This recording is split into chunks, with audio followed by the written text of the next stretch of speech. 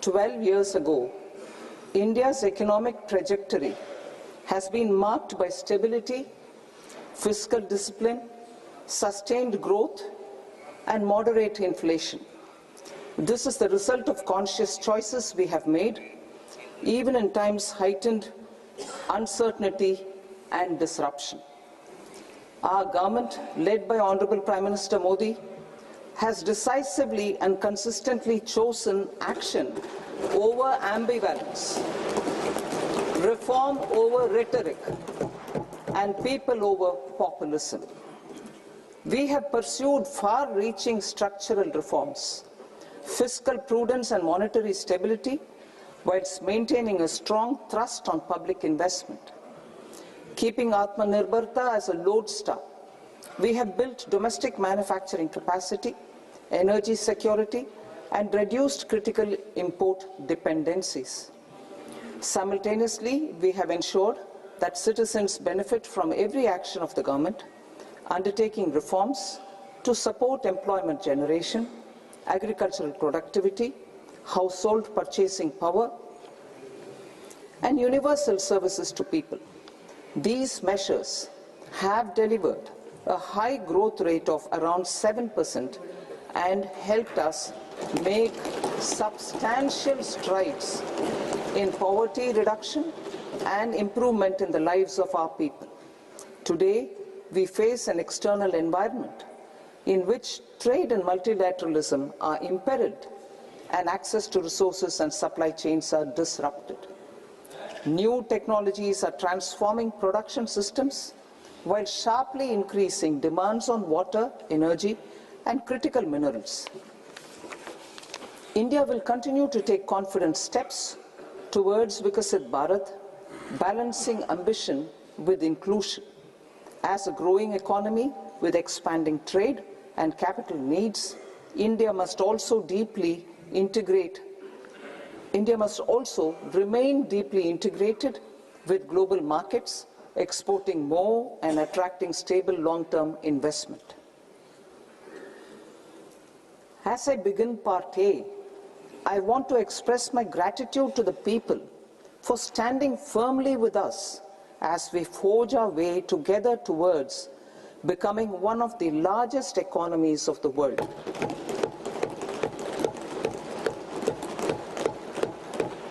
Our aim is to transform aspiration into achievement and potential into performance as we ensure that the dividends of growth reach every farmer, the scheduled caste, the scheduled tribes, the nomads, the youth, the poor, and the women. In Vikasit Bharat Young Leaders Dialogue 2026, several innovative ideas were shared with our Prime Minister, which have inspired many of the proposals, making this a unique Yuva Shakti-driven budget. Our government's sankalp is to focus on our poor, underprivileged, and the disadvantaged. To deliver on this sankalp, and given that this is the first budget prepared in Kartavya Bhavan, we are inspired by three Kartavya. Our first Kartavya is to accelerate and sustain economic growth by enhancing productivity and competitiveness and building resilience to volatile global dynamics. Our second Kartavya is to fulfill aspirations of our people and build their capacity, making them strong partners in India's path to prosperity. Our third Kartavya, aligned with our vision of Sabka Saath, Sabka Vikas, is to ensure that every family, community, region, and sector has access to resources, amenities, and opportunities for meaningful participation. This threefold approach requires a supportive ecosystem. The first requirement is to sustain the momentum of structural reforms, continuous, adaptive, and forward-looking. Second, a robust and resilient financial sector is central to mobilizing savings, allocating capital efficiently, and managing risks. Third, cutting-edge technologies, including AI applications, can serve us as force multipliers for better governance. Reform Express. Our government has undertaken comprehensive reforms towards creating employment, boosting productivity, and accelerating growth. After the Prime Minister's announcement on Independence Day in 2025, over 350 reforms have been rolled out. This includes GST simplification, notification of labor codes, and rationalization of mandatory quality control orders. High-level committees have been formed, and in parallel, the central government is working with the state governments on deregulation and reducing compliance requirements. The Reform Express is well on its way and will maintain its momentum to help us fulfill our kartavya. I now move to specific proposals. Under our first kartavya, to accelerate and sustain economic growth, I propose interventions in 6 areas. 1. Scaling up manufacturing in 7 strategic and frontier sectors. 2. Rejuvenating legacy industrial sectors. 3. Creating champion MSMEs. 4. Delivering a powerful push for infrastructure. 5. Ensuring long-term security and stability. And 6. Developing city economic regions. Scaling up of manufacturing in 7 strategic and frontier sectors. Biopharma Shakti, meaning biopharma strategy for health advancement through knowledge, technology, and innovation. India's disease burden is observed to be shifting towards non-communicable diseases like diabetes, cancer, and autoimmune disorders. Biologic medicines are key to longevity and quality of life at affordable costs. To develop India as a global biopharma manufacturing hub,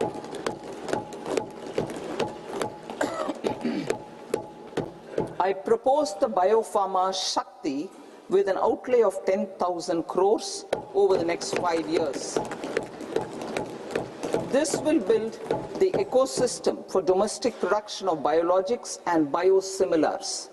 The strategy will include a biopharma-focused network with 3 new national institutes of pharmaceutical education and research, popularly known as NIPERs, and upgrading 7 existing ones. It will also create a network of 1,000 accredited India clinical trials sites. We propose to strengthen the Central Drug Standard Control Organization to meet global standards and approve timeframes through approval timeframes through a dedicated scientific review cadre and specialists. India's Semiconductor Mission 1.0 expanded India's semiconductor sector capabilities. Building on this, we will launch ISM 2.0 to produce equipment and materials, design full-stack Indian IP, and fortify supply chains. We will also focus on industry-led research and training centers to develop technology and skilled workforce. The Electronics Components Manufacturing Scheme, launched in April 2025, with an outlay of 22,919 crores, already has investment commitments at double the targets. We propose to increase the outlay to 40,000 crores to capitalize on this momentum.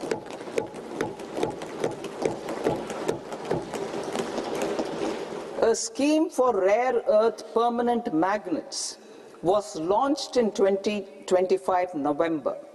We now propose to support the mineral-rich states of Odisha, Kerala, Andhra Pradesh and Tamil Nadu to establish dedicated rare earth corridors to promote mining, processing, research and manufacturing. To enhance domestic chemical production and reduction import dependency and reduce import dependency, we will launch a scheme to support states in establishing 3 dedicated chemical parks through challenge route on a cluster-based plug-and-play model. Strong capital goods.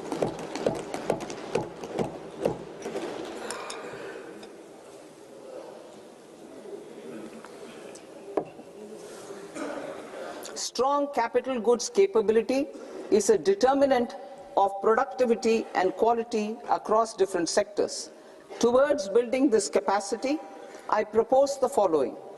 High-tech tool rooms will be established by central public sector enterprises at 2 locations as digitally enabled automated service bureaus that locally design, test and manufacture high-precision components at scale and at lower cost. 2. A scheme for enhancement of construction and infrastructure equipments will be introduced to strengthen domestic manufacturing of high value and technologically advanced CIE. This can range from lifts in a multi-storied apartment or firefighting equipment in multiplexes, large or small, and to tunnel boring equipments for building metros and high-altitude roads. I also propose a scheme for container manufacturing to create a globally competitive container manufacturing ecosystem with a budgetary allocation of 10,000 crores over a 5-year period. For the labor-intensive textile sector, I propose an integrated program with 5 subparts. 1. The National Fiber Scheme for Self-Reliance in Natural Fibers, such as silk, wool and jute, man-made fibers and new age fibers. Textile expansion and employment scheme to modernize traditional clusters with capital support for machinery, technology upgradation and common testing and certification centers. 3. The National Handloom and Handicraft Program to integrate and strengthen existing schemes and ensure targeted support for weavers and artisans. Tex Eco Initiative to promote globally competitive and sustainable textiles and apparels. Samarth 2.0 to modernize the upgrade the textile skilling ecosystem through collaboration with industry and academic institutions. Further, I propose to set up mega textile parks in challenge mode. They can also focus on bringing value addition to technical textiles. I propose to launch the Mahatma Gandhi Gram Swaraj initiative to strengthen khadi, handloom and handicrafts. This will help in global market linkage and branding. It will streamline and support training, skilling, quality of process and production. This will benefit our weavers, village industries, one district, one product ODOP initiative and also our rural youth. India has the potential to emerge as a global hub for high quality, affordable sports goods. I propose a dedicated initiative for sports goods that will promote manufacturing, research and innovation in equipment design as well as material sciences. Rejuvenation of legacy industrial clusters. I propose to introduce a scheme to revive 200 legacy industrial clusters to improve their cost competitiveness 10,000 and efficiency through infrastructure and technology upgradation. creating champion SMEs and supporting micro enterprises. Recognizing MSMEs as a vital engine of growth, I propose a three-pronged approach to help them grow as champions. Equity support. I propose to introduce a dedicated 10,000 crores SME growth fund to create future champions, incentivizing enterprises based on select criteria. I also propose to top up the Self-Reliant India Fund set up in 2021 with 2,000 crores to continue support to micro enterprises and maintain their access to risk capital. Liquidity support. With TREDS, more than 7 lakh crore has been made available to MSMEs. To leverage its full potential, I propose 4 measures. 1. Mandate TREDS as the transaction settlement platform for all purchases from MSMEs by CPSEs, serving as a benchmark for other corporates. 2. Introduce a credit guarantee support mechanism through CGTMSE for invoice discounting on TREDS platform. 3. Link GEM with TREDS for sharing information with financiers about government purchases from MSMEs, encouraging cheaper and quicker financing. 4. Introduce TREDS receivables as asset-backed securities, helping develop a secondary market, enhancing liquidity and settlement of transactions. Professional support. Government will facilitate professional institutions such as the ICAI, ICSI, ICMAI to design short-term modular courses and practical tools to develop a cadre of corporate mitras, especially in Tier 2 and Tier 3 towns. These accredited para-professionals will help MSMEs meet compliance requirements at affordable costs. Infrastructure. During this past decade, our government has undertaken several initiatives for large-scale enhancement of public infrastructure, including through new financing instruments such as Infrastructure Investment Trust (InvITs) and Real Estate Investment Trust (REITs), and institutions like NIIF and NABFID. We shall continue to focus on developing infrastructure in cities with over 5 lakh population, that is Tier 2, Tier 3 cities, which have expanded to become growth centers. Public capital expenditure has increased manifold from 2 lakh crore in 2014-15 to an allocation of 11.2 lakh crore in BE 25-26. In this coming year, that is financial year 2026-27, I propose to increase it to 12.2 lakh crores to continue the momentum. To strengthen the confidence of private developers regarding risks during infrastructure development and construction phase, I propose to set up an infrastructure risk guarantee fund to provide prudentially calibrated partial credit guarantee to lenders. Over the years, REITs have emerged as a successful instrument for asset monetization. I propose to accelerate recycling of significant real estate assets of the CPSEs through the setting up of dedicated REITs. To promote environmentally sustainable movement of cargo, I propose to 1. Establish new dedicated freight corridors connecting Dankuni in the east to Surat in the west. Operationalize 20 new national waterways over the next 5 years, starting with National Waterways 5 in Orissa to connect mineral-rich areas of Talcher and Angul and industrial centers like Kalinga Nagar to the ports of Paradeep and Dhamra. Training institutes will be set up as regional centers of excellence for development of required manpower for these waterways. This will benefit youth in the entire stretch of the waterways to train and acquire skills.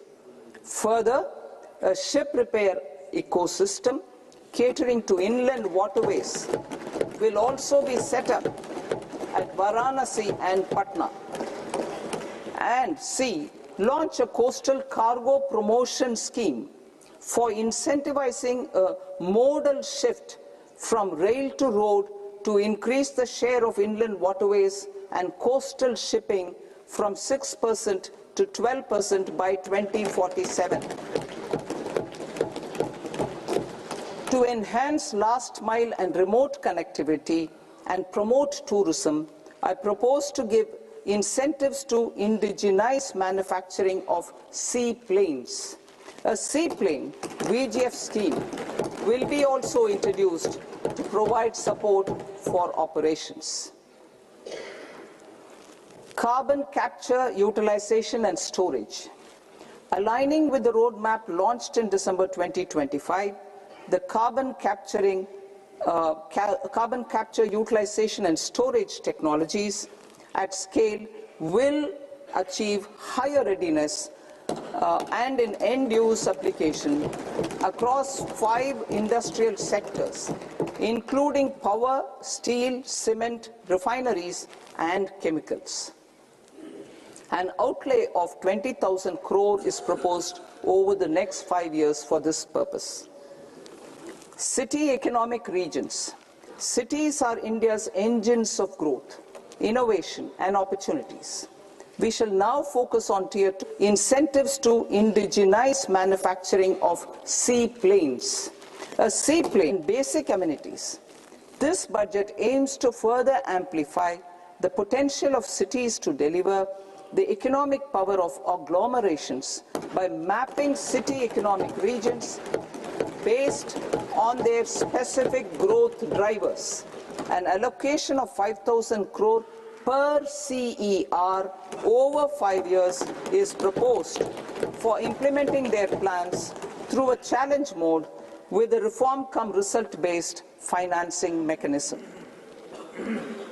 In order to promote environmentally sustainable passenger systems, we will develop 7 high-speed rail corridors between cities as growth connectors, namely Mumbai to Pune, Pune to Hyderabad, Hyderabad to Bengaluru, Hyderabad to Chennai, Chennai to Bengaluru, Delhi to Varanasi, Varanasi to Siliguri.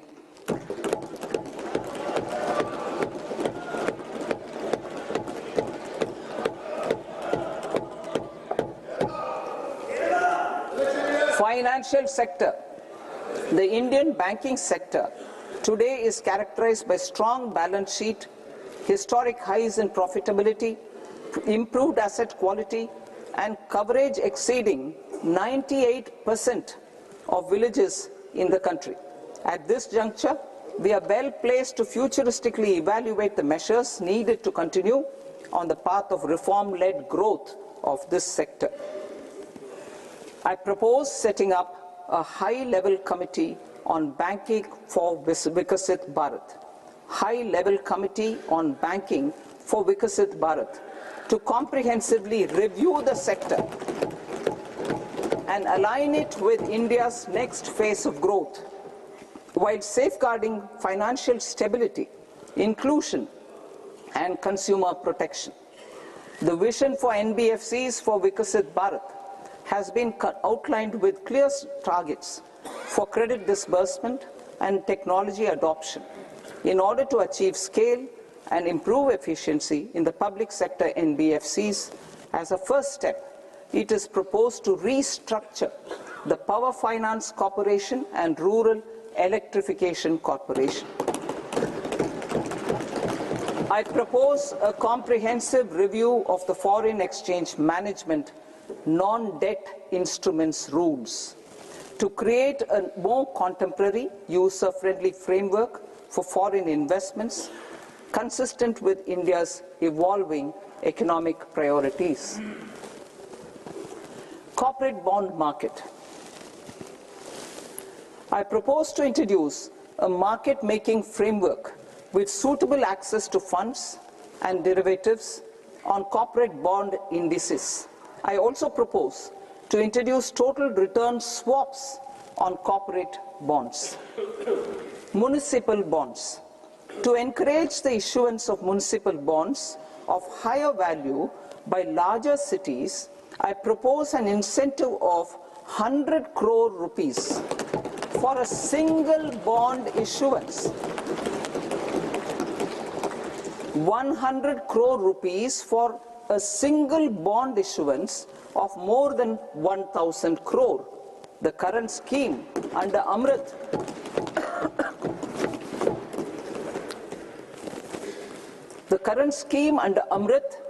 which incentivizes issuances up to 200 crores only, will also continue to support smaller and medium towns.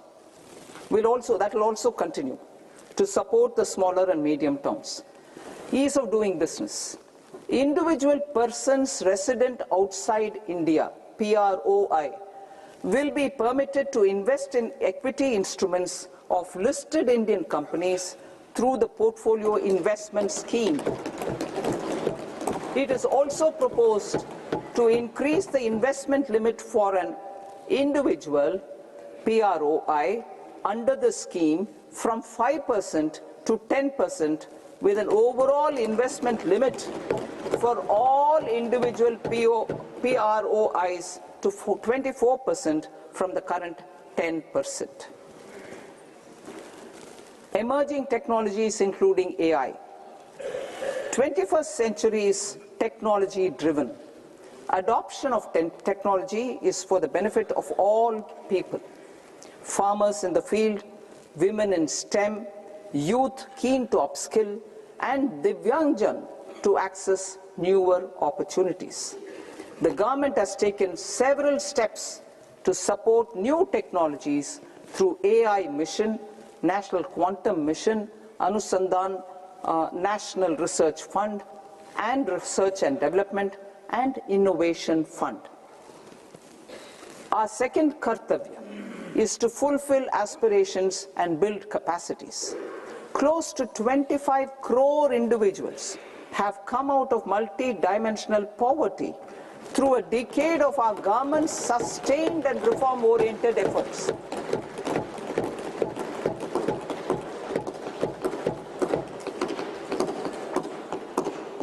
Our government has therefore decided to place a renewed emphasis on the service sector to provide a pathway to fulfilling aspirations of a youthful India with the following measures.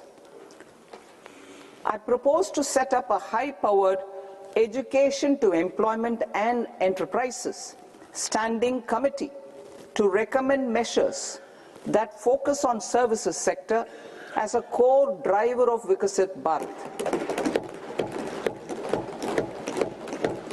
This will make us a global leader in services with a 10% global share by 2047.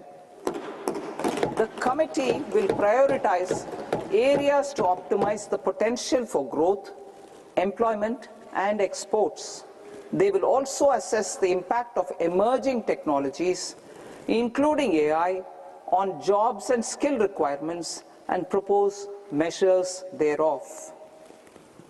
To create a range of skilled career pathways, a new range of skilled career pathways for our youth, I propose interventions in the following sectors.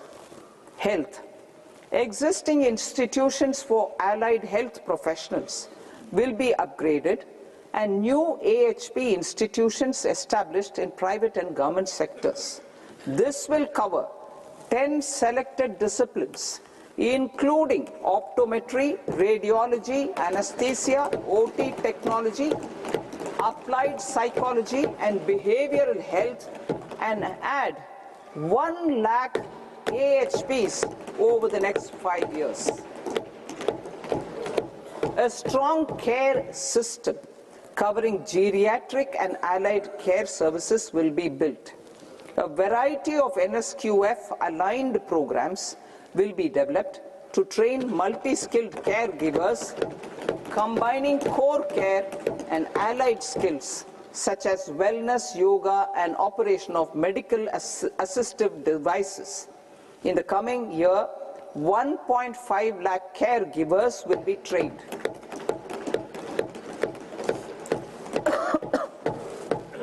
Hubs for medical value tourism. To promote India as a hub for medical tourism services, I propose to launch a scheme to support states in establishing 5 regional medical hubs in partnership with the private sector. These hubs will serve as integrated healthcare complexes that combine medical, educational, and research facilities. They will have Ayush centers, medical value tourism facilitation centers, and infrastructure for diagnostics, post-care, and rehabilitation. These hubs will provide diverse opportunities, job opportunities for health professionals, including doctors and AHPs. Ancient Indian yoga, already respected in several parts of the world, was given a mass global recognition when Honorable Prime Minister took it to the UN. Post-COVID, Ayurveda gained a similar global acceptance and recognition. Exporting quality Ayurveda products helps farmers who grow the herbs and youth who process the products. To meet growing global demand, a few more steps are being taken. I propose to 1. Set up 3 new All India Institutes of Ayurveda. 2. Upgrade Ayush pharmacies and drug testing labs for higher standards of certification ecosystem and make available more skilled personnel. 3. Upgrade the WHO Global Traditional Medicine Center in Jamnagar to bolster evidence-based research, training, and awareness for traditional medicine. Animal husbandry.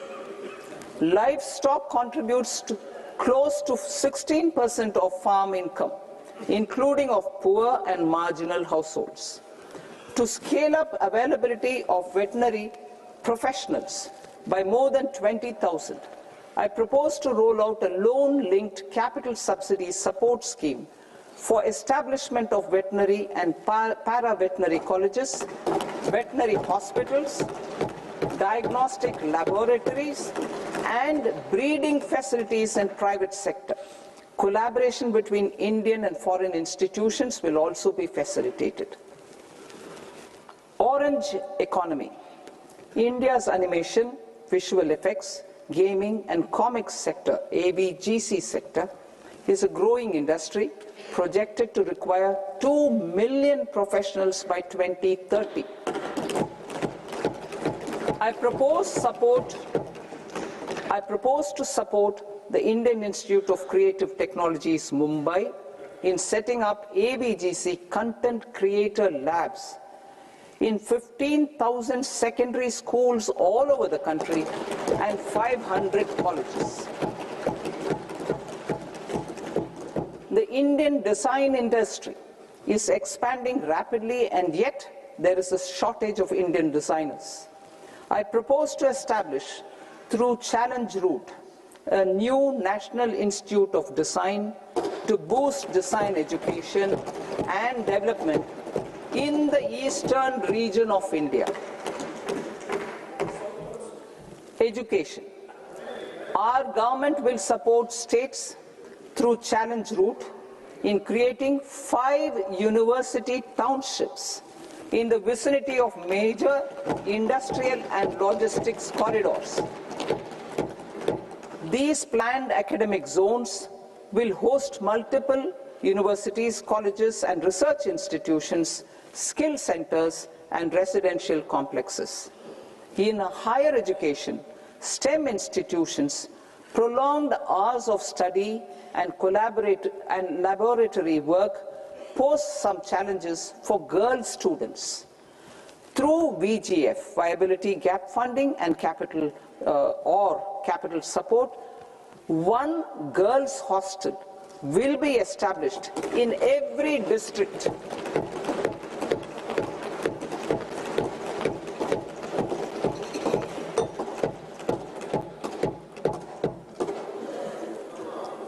To promote astrophysics and astronomy via immersive experiences.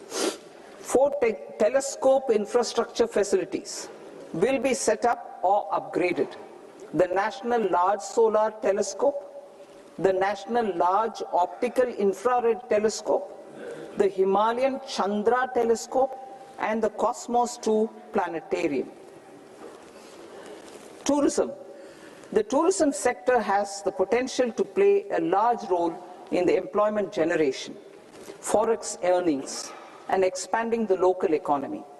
I propose to set up a National Institute of Hospitality by upgrading the existing National Council for Hotel Management and Catering Technology. It will function as a bridge between academia, industry, and government.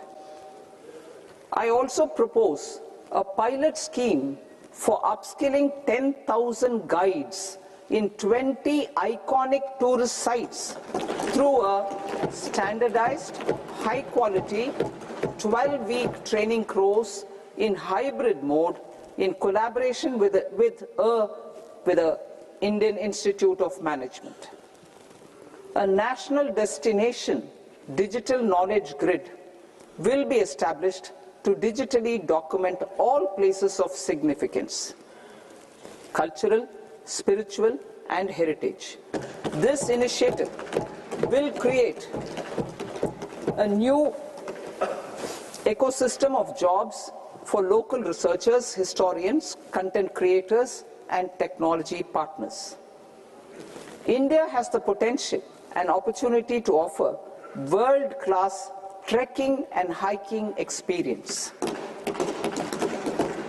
We will develop ecologically sustainable mountain trails in Himachal Pradesh, Uttarakhand, and Jammu Kashmir. Also in Araku Valley in the Eastern Ghats and Podigai Malai in the Western Ghats. Turtle trails along key nesting sites in the coastal areas of Odisha, Karnataka, and Kerala. And 3 bird watching trails along the Pulikat Lake in Andhra Pradesh, Tamil Nadu. It's on the border.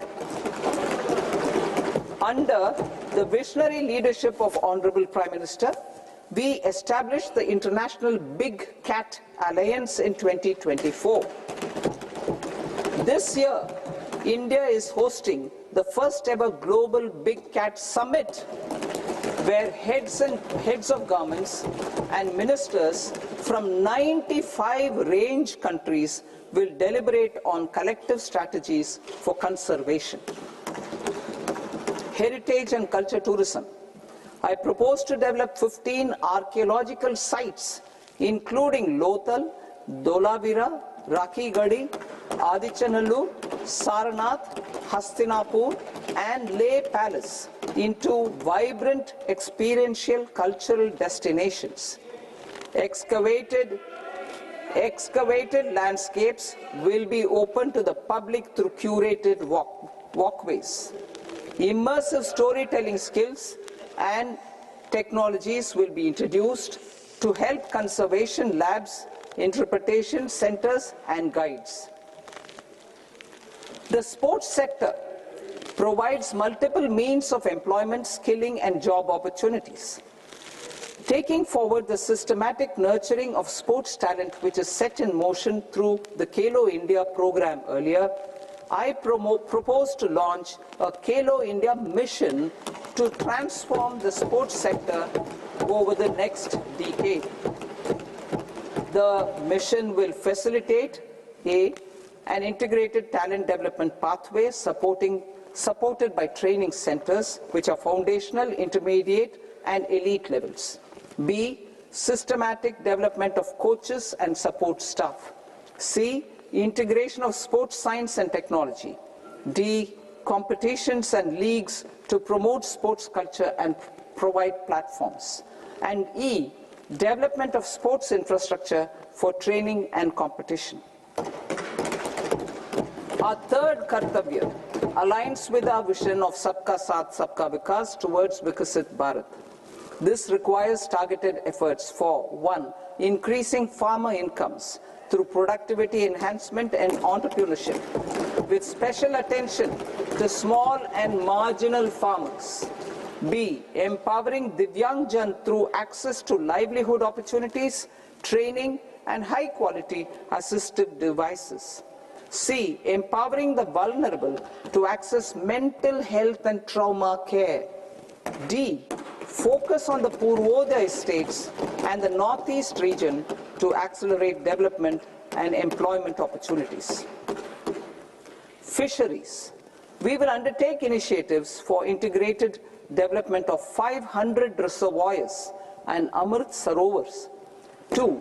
Strengthen the fisheries value chain in coastal areas and enable market linkages involving startups and women-led groups together with fish farmer producer organizations. Animal husbandry. To provide quality employment opportunities in rural and peri-urban areas, we will support the animal husbandry sector in entrepreneurship development through A. A credit-linked subsidy program. B. Scaling up and modernization of livestock enterprises. C. Enhanced creation of livestock, dairy, and poultry. Enhanced creation of livestock, dairy, and poultry-focused integrated value chains. And D. Encourage creation of livestock farmer-producer organizations. High-value agriculture. To diversify farm outputs, increase productivity, enhance farmers' incomes, and create new employment opportunities, we will support high-value crops such as coconut, sandalwood, cocoa, cashew in the coastal areas, agar trees in northeast, and nuts such as almonds, walnuts, and pine nuts in our hilly regions. All of them will be supported. India is the world's largest producer of coconuts. About 30 million people, including nearly 10 million farmers, depend on coconuts for their livelihood. To further enhance competitiveness in coconut production, I propose a coconut promotion scheme to increase production and enhance productivity through various interventions, including replacing and non-productive trees with new saplings or plants or varieties in major coconut growing states. A dedicated program is proposed for Indian cashew and cocoa to make India self-reliant in raw cashew and coconut production and processing, enhance export competitiveness, and transform Indian cashew and Indian cocoa into premium global brands by 2030. Sandalwood. Sandalwood is closely linked to India's social and cultural heritage.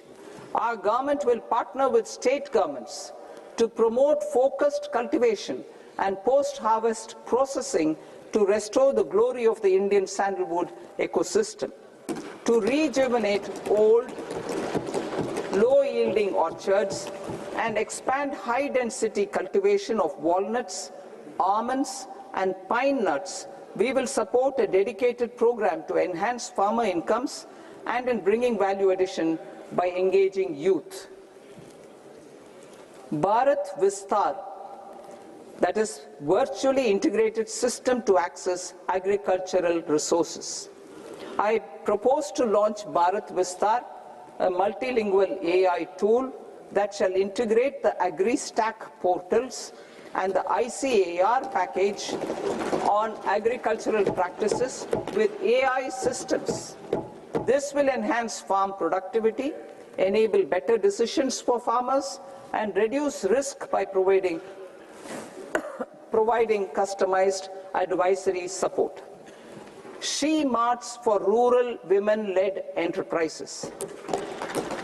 Building on the success of Lakpati Didi program, I propose to help women take the next step from credit-linked livelihoods to being owners of enterprises. Self-help entrepreneur, She Marts will be set up as community-owned retail outlets within the cluster-level federations through enhanced and innovative financing instruments. Empowering Divyangjan. Divyangjan Kaushal Yojana. Information technology, AVGC sectors, hospitality and food and beverages sectors often offer task-oriented and process-driven roles which are suitable for Divyangjan. We will ensure dignified livelihood opportunities through industry-relevant and customized training specific to each Divyangjan group. Divyang Sahara Yojana. Timely access to high-quality assistive devices for all eligible Divyangjan is a fundamental need. I propose to 1. Support the Artificial Limbs Manufacturing Corporation of India, Alimco, to set up and to scale up production of assistive devices, invest in R&D and AI integration, strengthen PM Divyasha Kendras, and support setting up of assistive technology marts as modern retail style centers where Divyangjan and senior citizens can see, try and purchase assistive products. Reaffirming our commitment to mental health and trauma care. There are no national institutes for mental health care in North India. We will therefore set up a NIMHANS 2 and also upgrade national mental health institutes in Ranchi and in Tezpur as regional apex institutions. Emergencies expose families, particularly the poor and vulnerable, to unexpected expenditure. We will strengthen and increase these capacities by 50% in district hospitals by establishing emergency and trauma care centers. Focus on Purvodaya states and northeastern regions. Purvodaya. I propose the development of an integrated East Coast industrial corridor with a well-connected node at Durgapur, creation of 5 tourism destinations in 5 Purvodaya states, and the provision of 4,000 e-buses. Buddhist sites in northeastern region. The northeastern region is a civilizational confluence of Theravada and Mahayana or Vajrayana traditions. I propose to launch a scheme for development of Buddhist circuits in Arunachal Pradesh, Sikkim, Assam, Manipur, Mizoram, and Tripura. The scheme will cover preservation of temples and monasteries, pilgrimage interpretation centers, connectivity, and pilgrim amenities. 16th Finance Commission. On 17th November 2025, the 16th Finance Commission submitted its report to the President. As mandated under Article 281 of the Constitution, the government is to lay the report along with the explanatory memorandum on the action taken report on the recommendations of the Commission in Parliament which, Sir, Honourable Speaker, you've allowed me to do at the commencement of this session. The government has accepted the recommendation of the Commission to retain the vertical share of devolution at 41%. As recommended by the Commission, I have provided 1.4 lakh crores of rupees to the states for the year 2026-2027 as Finance Commission grants. These include rural and urban local body and disaster management grants. Fiscal consolidation. Government has been delivering on our fiscal commitments consistently without compromising on social needs.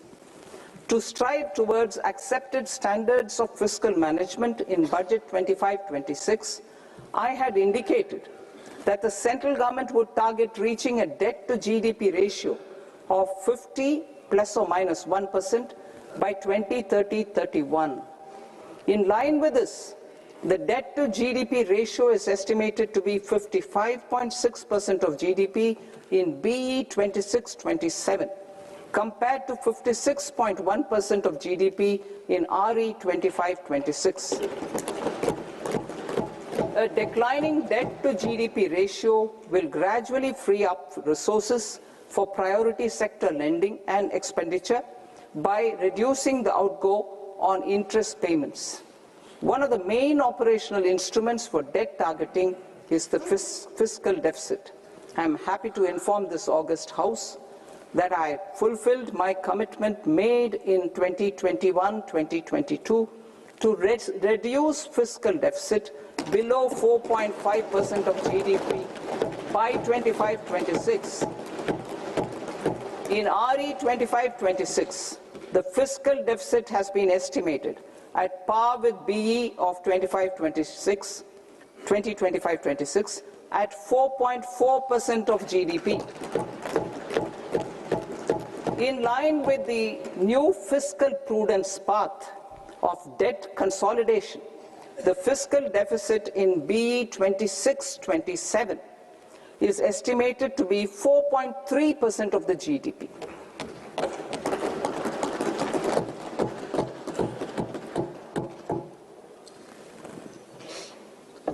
The revised estimates of the non-debt receipts are 34 lakh crore rupees, of which the centre's net tax receipts are 26.7 lakh crore. The revised estimate of the total expenditure is 49.6 lakh crore rupees, of which the capital expenditure is about 11 lakh crores.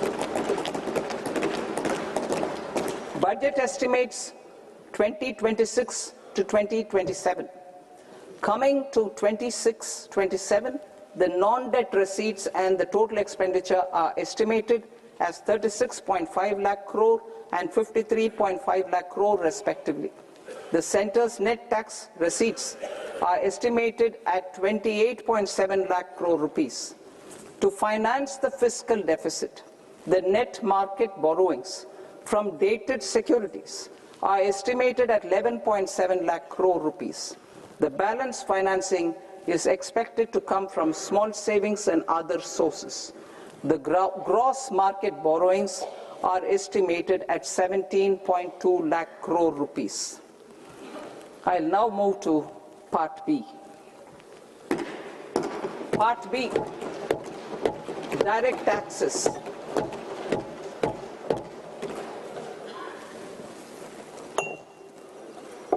Honorable Speaker, sir, I now present my proposals on direct taxes. New Income Tax Act. In July 2024, I announced a comprehensive review of the Income Tax Act 1961. This was completed in a record time, and the Income Tax Act 2025 will come into effect from 1st April 2026.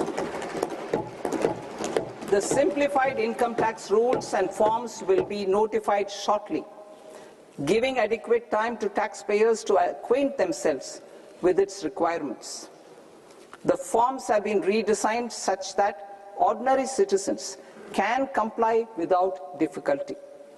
Ease of living I propose that any interest awarded by the Motor Accident Claims Tribunal to a natural person will be exempt from income tax, and any TDS on this account will be done away with. I propose to reduce TCS rate on the sale of overseas tour program package from the current 5% and 20% to 2% without any stipulation of amount. I propose to reduce TCS rate for pursuing education and for medical purposes under the Liberalized Remittance Scheme, popularly known as LRS, from 5% to 2%. Supply of manpower services is proposed to be specifically brought within the ambit of payment to contractors for the purpose of TDS to avoid ambiguity. Thus, TDS on these services will be at the rate of either 1% or 2% only. I propose a scheme for small taxpayers wherein a rule-based automated process will enable obtaining a lower or nil deduction certificate instead of filing an application with the assessing officer. For the ease of taxpayer holding securities in multiple companies, I propose to enable depositories to accept Form 15G or Form 15H from the investor and provide it directly to various relevant companies. I propose to extend time available for revising returns from 31st December to up to 31st March with the payment of a nominal fee. I also propose to stagger the timeline for filing of tax returns. Individuals with ITR 1 and ITR 2 returns will continue to file till 31st July, and non-audit business cases or trusts are proposed to be allowed time till 31st August. TDS on sale of immovable property by a non-resident is proposed to be deducted and deposited through resident buyers and his or her PAN-based challan instead of requiring a TAN, which is a temporary accounting number. To address practical issues of small taxpayers like students, young professionals, tech employees, relocated NRIs, and such others, I propose to introduce a one-time 6-month foreign asset disclosure scheme for these taxpayers to disclose income or assets below a certain size. This scheme would be applicable for two categories of taxpayers, namely A, who did not disclose their overseas income or assets, and B, who disclosed their overseas income and or paid due tax but could not declare the asset acquired. For category A, the limit of undisclosed income or asset is proposed to be up to 1 crore rupees. They need to pay 30% of fair market value of asset or 30% of undisclosed income as tax and 30% as additional income tax in lieu of penalty, and would thereby get immunity from prosecution. For category B, asset value is proposed to be up to 5 crore rupees. Here, immunity from both penalty and prosecution will be available with a payment of fee of 1 lakh rupees. Rationalizing penalty and prosecution.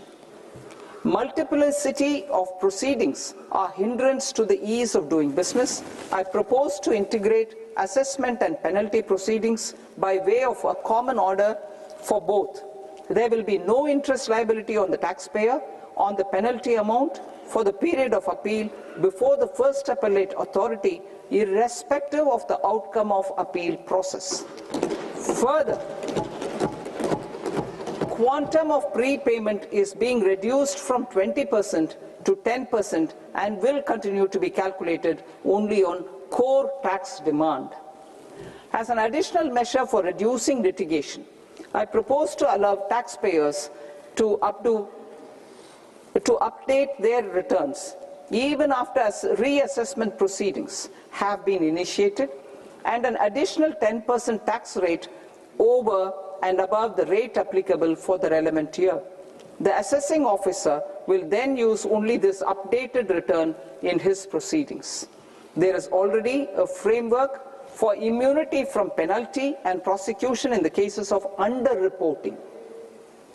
I propose to apply this framework for immunity to misreporting too. However, in such a case, the taxpayer will need to pay 100% of the tax amount as an additional income tax over and above the tax and interest due. Penalties for certain technical defaults, such as failure to get accounts audited, non-furnishing of transfer pricing audit report, and default in furnishing statement for financial transactions, are proposed to be converted into fee.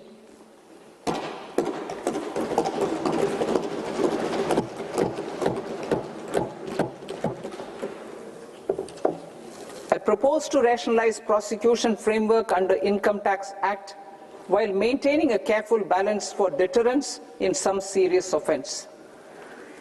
Non-production of books of account and documents and requirement of TDS payment where payment is made in kind are being decriminalized. Further, minor offences will attract fine only. The remaining prosecutions will be graded commensurate with the quantum of offence.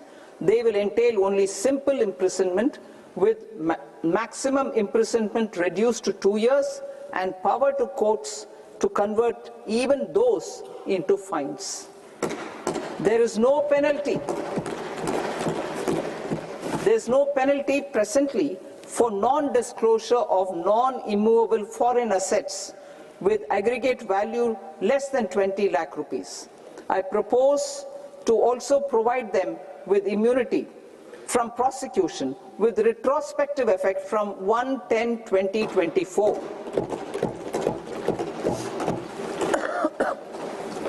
Cooperatives. Deduction is already allowed to a primary cooperative society engaged in supplying milk, oilseeds, fruits or vegetables raised or grown by its members. I propose to extend this deduction to also include supply of cattle feed and cotton seed produced by its members. I propose to allow inter-cooperative society dividend income as deduction under the new tax regime to the extent it is further distributed to its members. I further propose to allow exemption for a period of 3 years to dividend income received by a notified national cooperative federation on their investments made in companies up to 31/1/2026. This exemption would be allowed only for dividends further distributed to its member cooperatives. Supporting IT sector as India's growth engine. India is a global leader in software development services, IT-enabled services, knowledge process outsourcing services, and contract R&D services relating to software development. These businesses and their segments are quite interconnected with each other.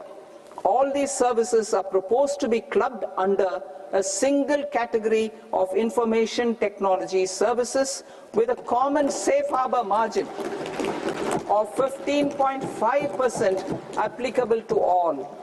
The threshold for availing safe harbor for IT services is being enhanced substantially from 300 crore rupees to 2,000 crore rupees.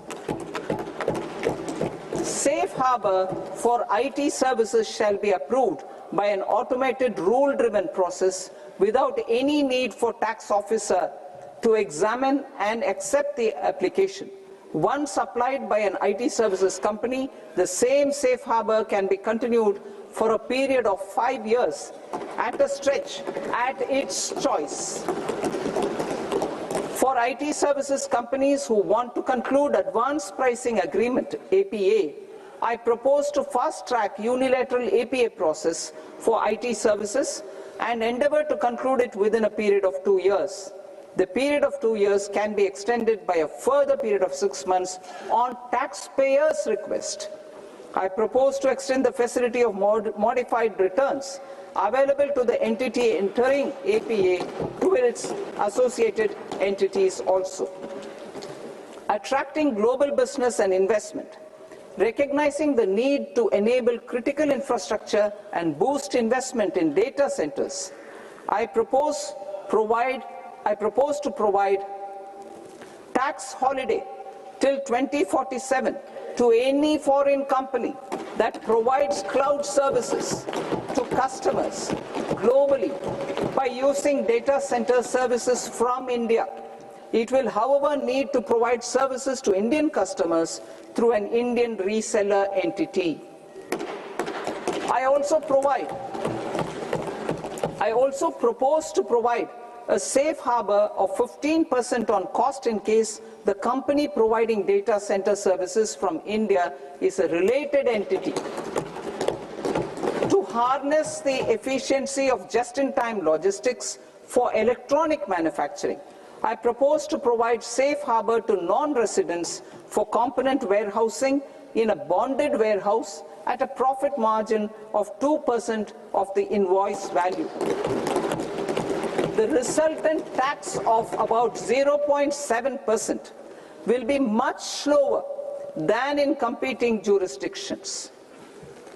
To provide fillip to toll manufacturing in India, I propose to provide exemption from income tax for 5 years to any non-resident who provides capital goods, equipment, or tooling to any toll manufacturer in a bonded zone.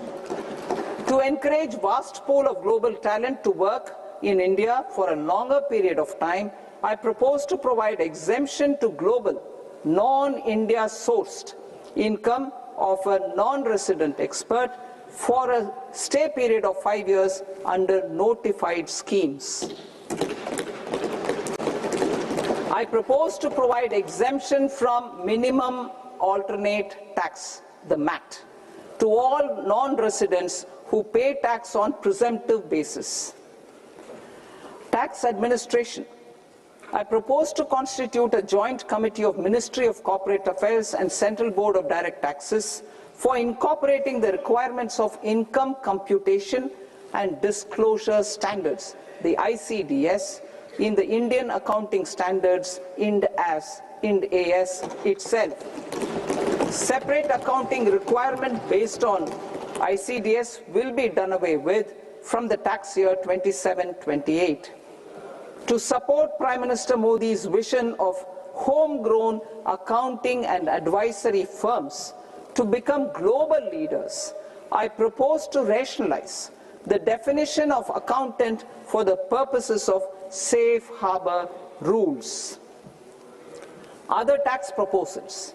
Change in taxation of buyback was brought in to address the improper use of buyback route by promoters. In the interest of minority shareholders, I propose to tax buyback for all types of shareholders as capital gains. However, to disincentivize misuse of tax arbitrage, promoters will pay an additional buyback tax. This will make effective tax 22% for corporate promoters. For non-corporate promoters, the effective tax will be 30%. TCS rate for sellers of specific goods, namely alcoholic liquor, scrap, and minerals, will be rationalized to 2%, and that on tendu leaves will be reduced from 5% to 2%. I propose to raise the STT on futures to 0.05% from the present 0.02%. STT on options premium and exercise of options are both proposed to be raised to 0.15% from the present rate of 0.1% and 0.125% respectively. We reformed the taxation landscape for corporates in 2019 by providing them a simplified regime with lower tax rate so that they could productively focus on business rather than on claim of deductions and exemptions. To encourage companies to shift to the new regime, set off of brought forward MAT credit, minimum alternate tax credit, is proposed to be allowed to companies only in the new regime. Set off using available MAT credit is proposed to be allowed to an extent of 1/4 of the tax liability in the new regime. MAT is proposed to be made final tax, so there will be no further credit accumulation from 1st April 2026. In line with this change, the rate of final tax is being reduced to 14% from the current MAT rate of 15%. The brought forward MAT credit of taxpayers accumulated till 30th March 2026 will continue to be available to them for set-off as above. Indirect taxes.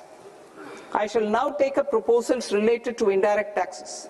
My proposals for customs and central excise aim to further simplify the tariff structure, support domestic manufacturing, promote export competitiveness, and correct inversion in duty.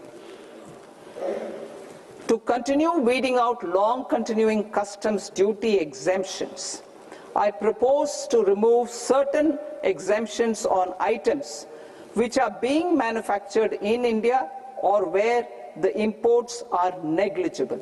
Similarly, to further simplify the process of ascertaining the rate of duty applicable on a particular item, I propose to incorporate certain effective rates in various customs notifications to the tariff schedule itself. I shall now take up sector-specific proposals. Promotion of exports of marine, leather, and textile products. I propose to increase the limit for duty-free imports of specified inputs used for processing seafoods for export from the current 1% to 3% of FOB value of the previous year's export turnover.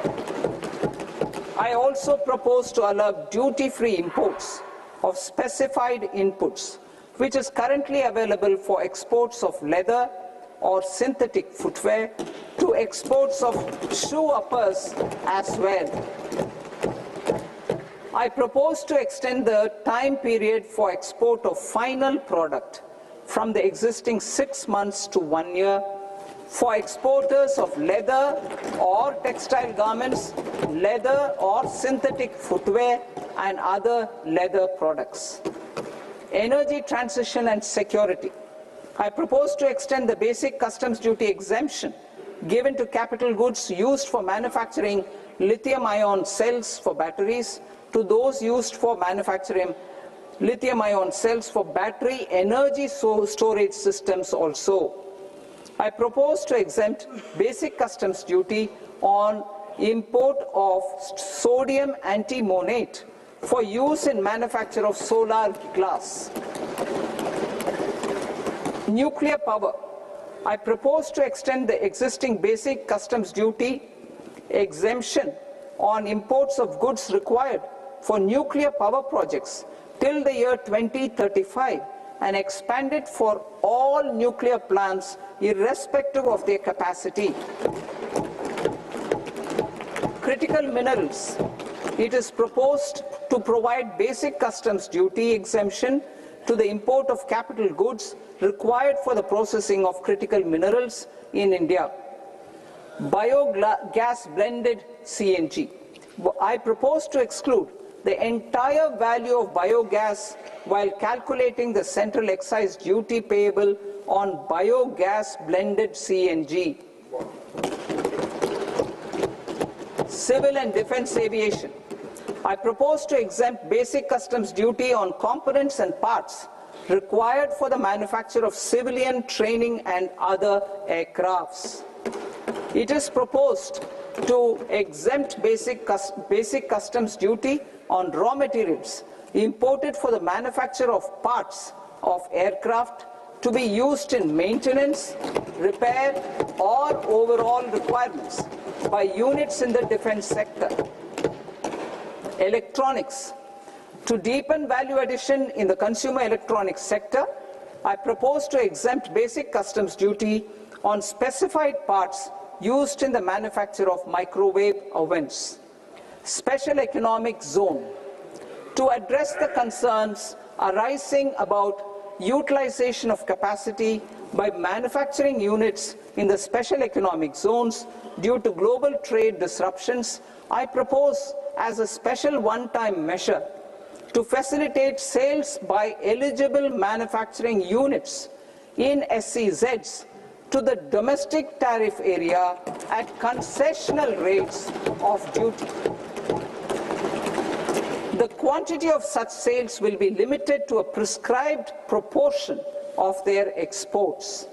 Necessary regulatory changes will be undertaken to operationalize the measures while ensuring level playing field for the units working in the DTA.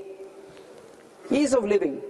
To rationalize the customs duty structure for goods imported for personal use, I propose to reduce the tariff rate on all dutiable goods imported for personal use from 20% to 10%.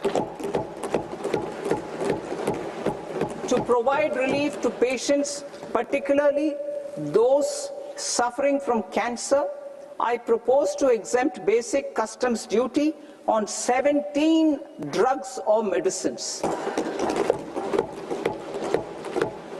I propose also to add 7 more rare diseases for the purposes of exempting import duties on personal imports of drugs, medicines, and food for special medical purposes used in their treatment. Customs process. India's role and share in the global trade is poised for a major leap in line with our ambition and journey towards Viksit Bharat. In this regard, I propose many measures for custom processes to have minimal intervention for smoother and faster movement of goods and greater certainty to the trade. Trust-based systems. I propose to enhance duty deferral period for Tier 2 and Tier 3 authorized economic operators, known as AEOs, from 15 days to 30 days. I propose to provide eligible manufacturer importers the same duty deferral facility. This should encourage them to get themselves accredited as a full-fledged Tier 3 AEO in due course.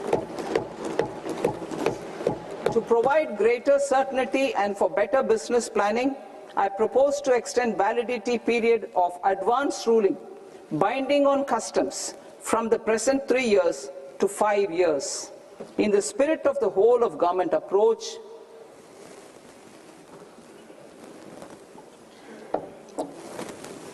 government agencies will be encouraged to leverage AEO accreditation for preferential treatment in clearing their cargo.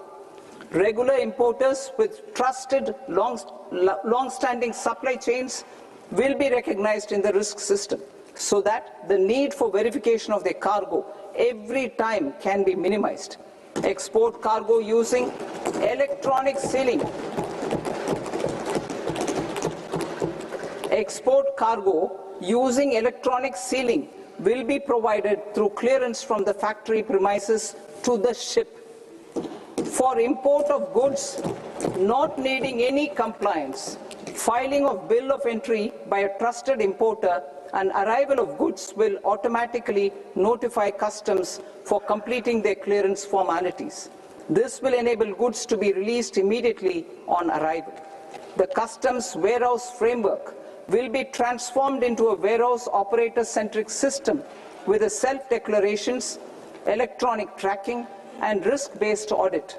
These reforms will move away from the current system of officer-dependent approvals and reduce transaction delays and compliance costs. ease of doing business. Approvals required for cargo clearance from various government agencies will be seamlessly processed through a single and interconnected digital window by the end of the financial year. Processes involved in clearance of food, drugs, plant and animal and wildlife products, accounting for about 70% of interdicted cargo, will be operationalized on this system by April 2026 itself. For goods not having any compliance requirement, clearance will be done by customs immediately after online registration is completed by the importer, subject to the payment of duty. Customs integrated system will be rolled out in 2 years as a single integrated and scalable platform for all customs processes. Utilization of non-intrusive scanning with advanced imaging and AI technology for risk assessment will be expanded in a phased manner with the objective to scan every container across all the major ports. New export opportunities to support Indian fishermen to fully harness the economic value of marine resources beyond our territorial waters. The following measures will be taken. A. Fish catch by an Indian fishing vessel in exclusive economic zone or on the high seas will be made free of duty.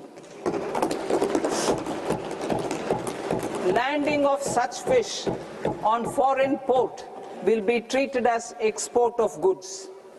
Safeguards will be put in place to prevent misuse during fish catch, transit or transshipment. To support aspirations of India's small businesses, artisans and startups to access global markets through e-commerce, I am pleased to announce complete removal of the current value cap of 10 lakh rupees per consignment on courier exports.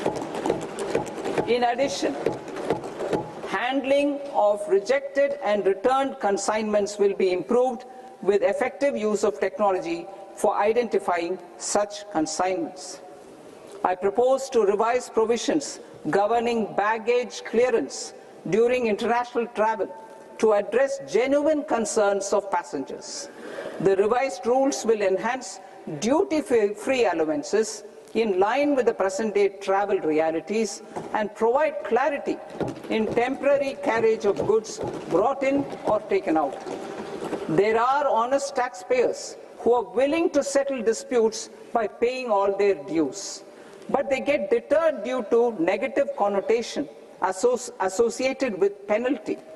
They will now be able to close cases by paying an additional amount in lieu of penalty. Honorable Speaker, sir, with this I commend the budget to this august House. Jai Hind.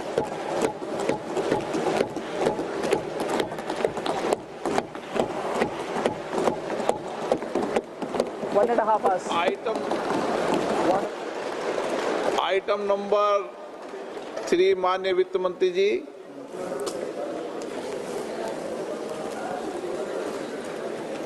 Item number 2, sir. 3. Sir, with your permission, I rise to lay on the table of the following statements under Section 3, 1 of the Fiscal Responsibility and Budget Management Act of 2003. Medium-term fiscal policy cum fiscal policy strategy statement and macroeconomic framework statement. Item number 4, माननीय वित्त मंत्री जी. Sir, with your permission, I move for leave to introduce the Finance Bill 2026. प्रश्न ये कि विधेयक को पुनर्स्थापित करने की अनुमति प्रदान की जाए. जो सदस्य इस पक्ष में हाँ गए, जो सदस्य विरोध में ना गए, मेरे विचार में निर्णय हाँ वालों के पक्ष में हाँ वालों के पक्ष में अनुमति प्रदान की जाती है. माननीय मंत्री जी, आप विधेयक पूरे स्थापित करें. Sir, I introduce the bill. माननीय सदस्यगण, आपको सूचित किया जाता है कि माननीय वित्त मंत्री जी के बजट भाषण की कॉपी पब्लिकेशन काउंटर पर ली जाती है. बजट भाषण और बजट से संबंधित दस्तावेज आपके मोबाइल फोन और मेंबर पोर्टल्स पर ही उपलब्ध है। सभा की कार्रवाई कल सोमवार दिनांक 2 फरवरी 2026 को प्राप्त 11 बजे तक के लिए स्थगित की जाती है।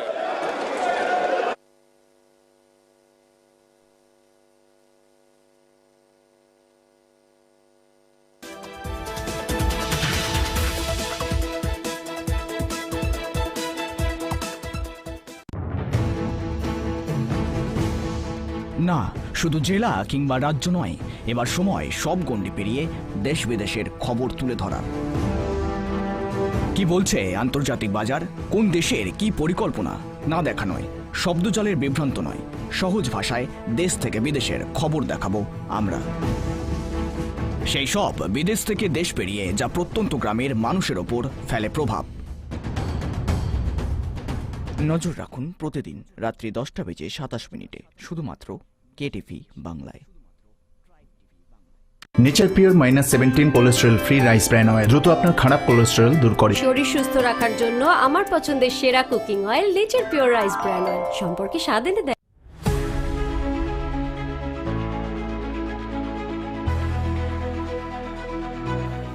তৈরি করে দেওয়া ইস্যুর ভিড়ে মূল ইস্যু হারিয়ে যায়, কথার পৃষ্ঠে বাড়তে থাকে কথা, মূল শব্দ কোথায় যায় না আর ইস্যুর ভিড়ে শব্দ নয়, বরং শব্দের তীরে জব্দ হবে ইস্যু। কাটবে কথা যুক্তি বনাম পাল্টা যুক্তিতে, হিসেব হবে ঠিক সন্ধে 6:57 কেটিভি বাংলায় শব্দের কাটাকাটিতে।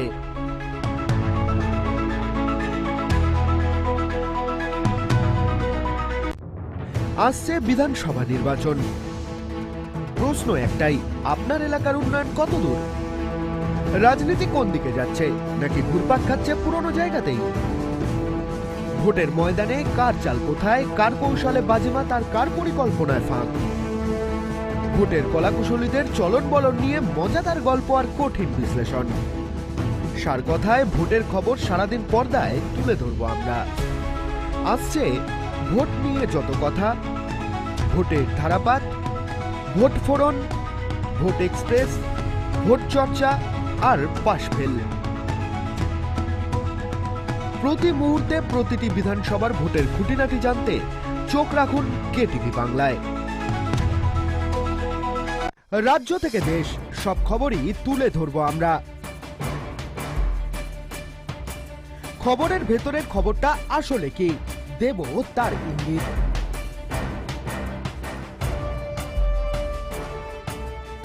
দেখুন ইঙ্গিত ঠিক বিকেল 4:57 শুধুমাত্র কেটিভি বাংলায়।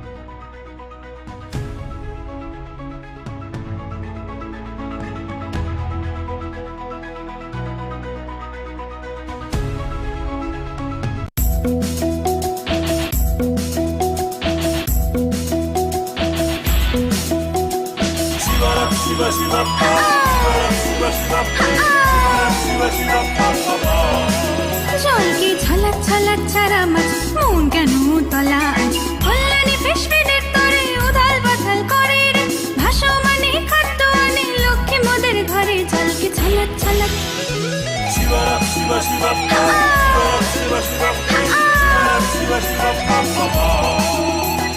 তেলাপিয়া রুই কাতলা পাঙাশের ছনা রূপচাঁদারাও খাবার জন্য করছো বহানা বায়না থামা আয়না কাছে দেবো যে ফিশ ফিড কল্যাণী তো দেশ জুড়ে আজ এই কাজেতেই লিড কল্যাণী ফিশ ফিডের তরে উথাল পাথাল করে রে ভাসমানে খাদ্য আনে লক্ষ্মী মোদের ঘরে জলকে ছলাৎ ছলাৎ Kalyani premium floating fish feed জলকে ছলাৎ ছলাৎ। হ্যাঁ রে অনি, কি ব্যাপার হলো বল দেখি? এতক্ষণ ওরা রান্নাঘরে কি করছে? কিছু তো বুঝতে পারছি না। বাবা, তুমি কিছু জানো? No idea. তুই জানিস কিছু? ট্যান ট্যান ট্যান, প্রেজেন্টিং মাই ডিয়ার দেওর রুদ্র দ্য শেফ।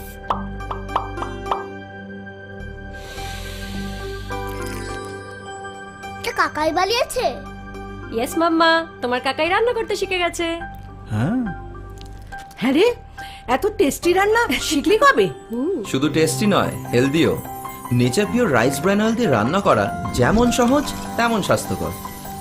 শরীর সুস্থ রাখতে আমার পছন্দের সেরা cooking oil nature pure rice bran oil, সম্পর্কে স্বাদ এনে দেয়।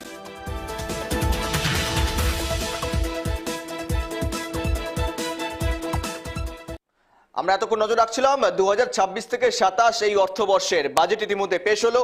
তৃতীয় মোদী সরকারের দ্বিতীয় বাজেট পেশ হলো সম্পূর্ণভাবে। ছবিটা দেখালাম দেখুন, যেখানে মূলত সকাল থেকে নজর ছিল কেন্দ্রীয় অর্থমন্ত্রী নির্মলা সীতারামন মূলত বাজেট পেশ করলেন।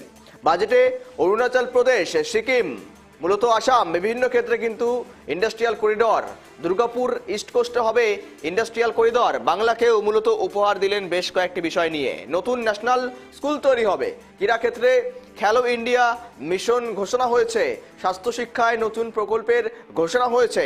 2026-27 সালের কেন্দ্রীয় বাজেট পেশে মূলত বেশ কিছু গুরুত্বপূর্ণ বেশ তথ্যই কিন্তু উঠে এলো। মুম্বাই থেকে চেন্নাই সমস্ত ক্ষেত্রে ট্রেন লাইন, মূলত পর্যটনের জন্য national institute of hospitality, Ranchi থেকে Tezpur mental health trauma care centre, একযোগে একের পর এক কিন্তু মূলত তার ভাষণ থেকে উঠে এলো। ক্ষুদ্র শিল্পের জন্য 10,000 কোটি টাকার বরাদ্দ করেছেন নির্মলা সীতারামন অর্থ দপ্তর। 4টি রাজ্যে খনিজ করিডর তৈরি করবে কেন্দ্রীয় সরকার, এমনটাও ঘোষণা নির্মলা সীতারামন কেন্দ্রীয় অর্থমন্ত্রীর। তৈরি হবে মেগা টেক্সটাইল পার্ক, নির্মলার এমনটাই বক্তব্য। মানসিক রোগের চিকিৎসা হবে পূর্ব ভারতে,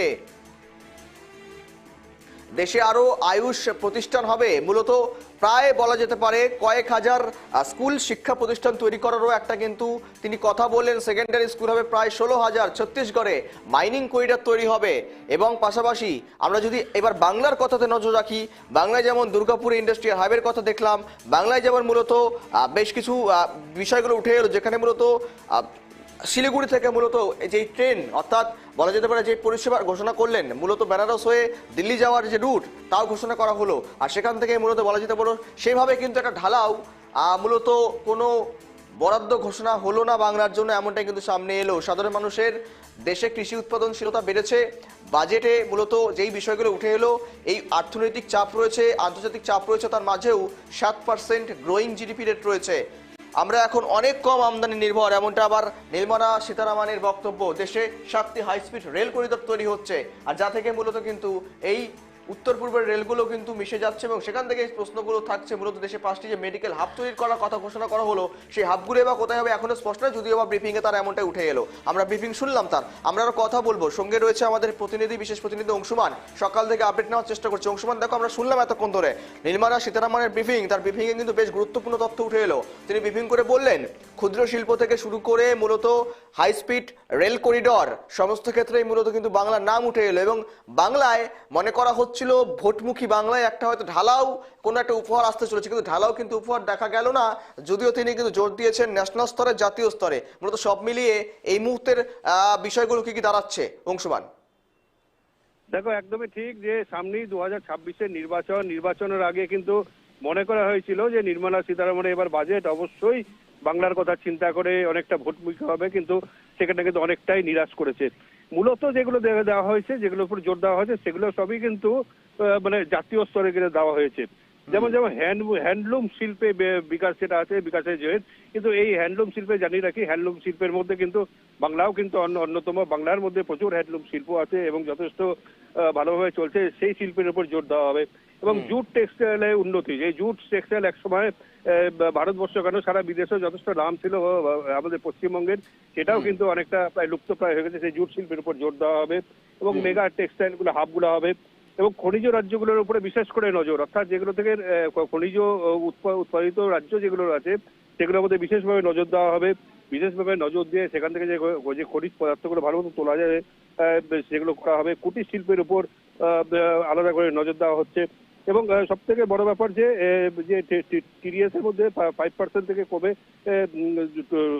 2% হচ্ছে, এতে কিন্তু বিদেশে যে পড়াশোনার খরচা সেটা কিন্তু অনেকটা করে কমে যাচ্ছে, অর্থাৎ টিসিএস 5% থেকে কমে 2% হচ্ছে। এবং বিভিন্ন ওষুধ ক্ষেত্রে যদি বলি সেখানে ক্যান্সারের ওষুধ ক্ষেত্রে দাম অনেকটাই কমবে এবং সোনার দাম কিন্তু অনেকটাই কমিয়ে দেওয়ার যে চেষ্টা করছে তারা, বাঁচতে বলেছে।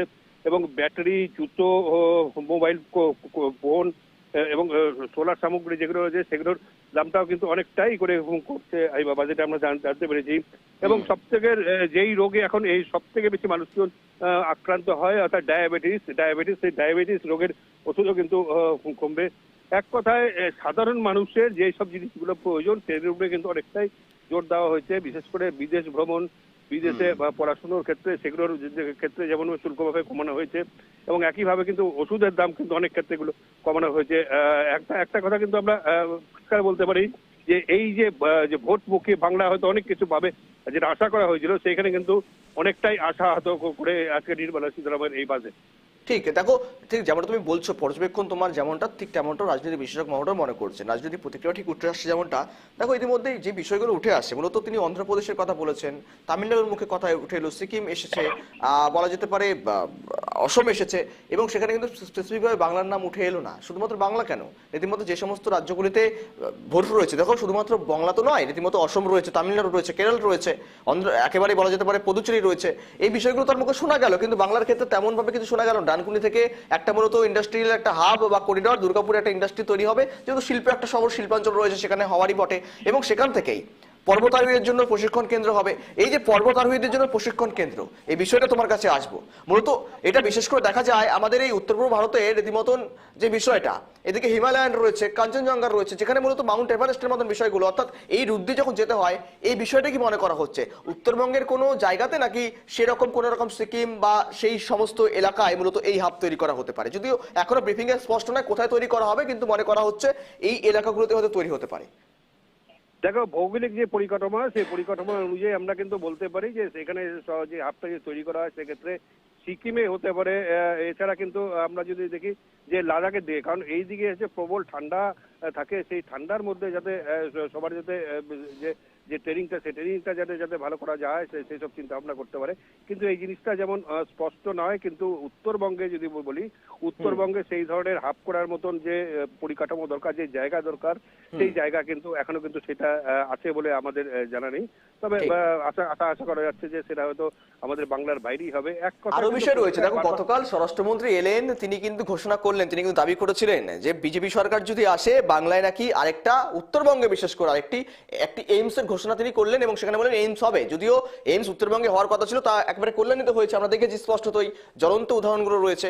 সেখান থেকে দাঁড়িয়ে থেকে আজকে কিন্তু মনে করা হচ্ছিল স্বাস্থ্য ব্যবস্থায় জোর দেবেন, এবং সেখান থেকে হয়তো এইমস হোক বা স্বাস্থ্য পরিষেবা সেই সংক্রান্ত বিষয় কিন্তু উঠে আসবে। কিন্তু তিনি বলেছেন ঠিকই যে 5টি মেডিকেল হাব হচ্ছে, কিন্তু কোথায় কোথায় হবে স্পেসিফিক বলেনি, বা বিশেষ করে বাংলাকেও তিনি তুলে ধরেন, এবং উত্তরবঙ্গের কোনো কথাও কিন্তু আসেনি। বা উত্তরবঙ্গের যে বঞ্চনার বিষয়টা বা কেন্দ্রীয় বঞ্চনার যে বিষয়টা, সেটা হয়তো আরো একটা কোথাও মাইলেজ পেয়ে গেল অংশমান মূলত তৃণমূলের জন্য শাসক দলের কাছে, যে অভিযোগটা বারংবার তারা করে আসছিলেন, কেন্দ্রীয় বঞ্চনা করা হচ্ছে, কেন্দ্রীয় সঠিকভাবে বাংলাকে টাকা দিচ্ছে না, বরাদ্দ করছে না, সেখান থেকে তো আরো একটা এক্সট্রা মাইলেজ বা এক্সট্রা হাতিয়ার পেয়ে গেল বিধানসভার আগে।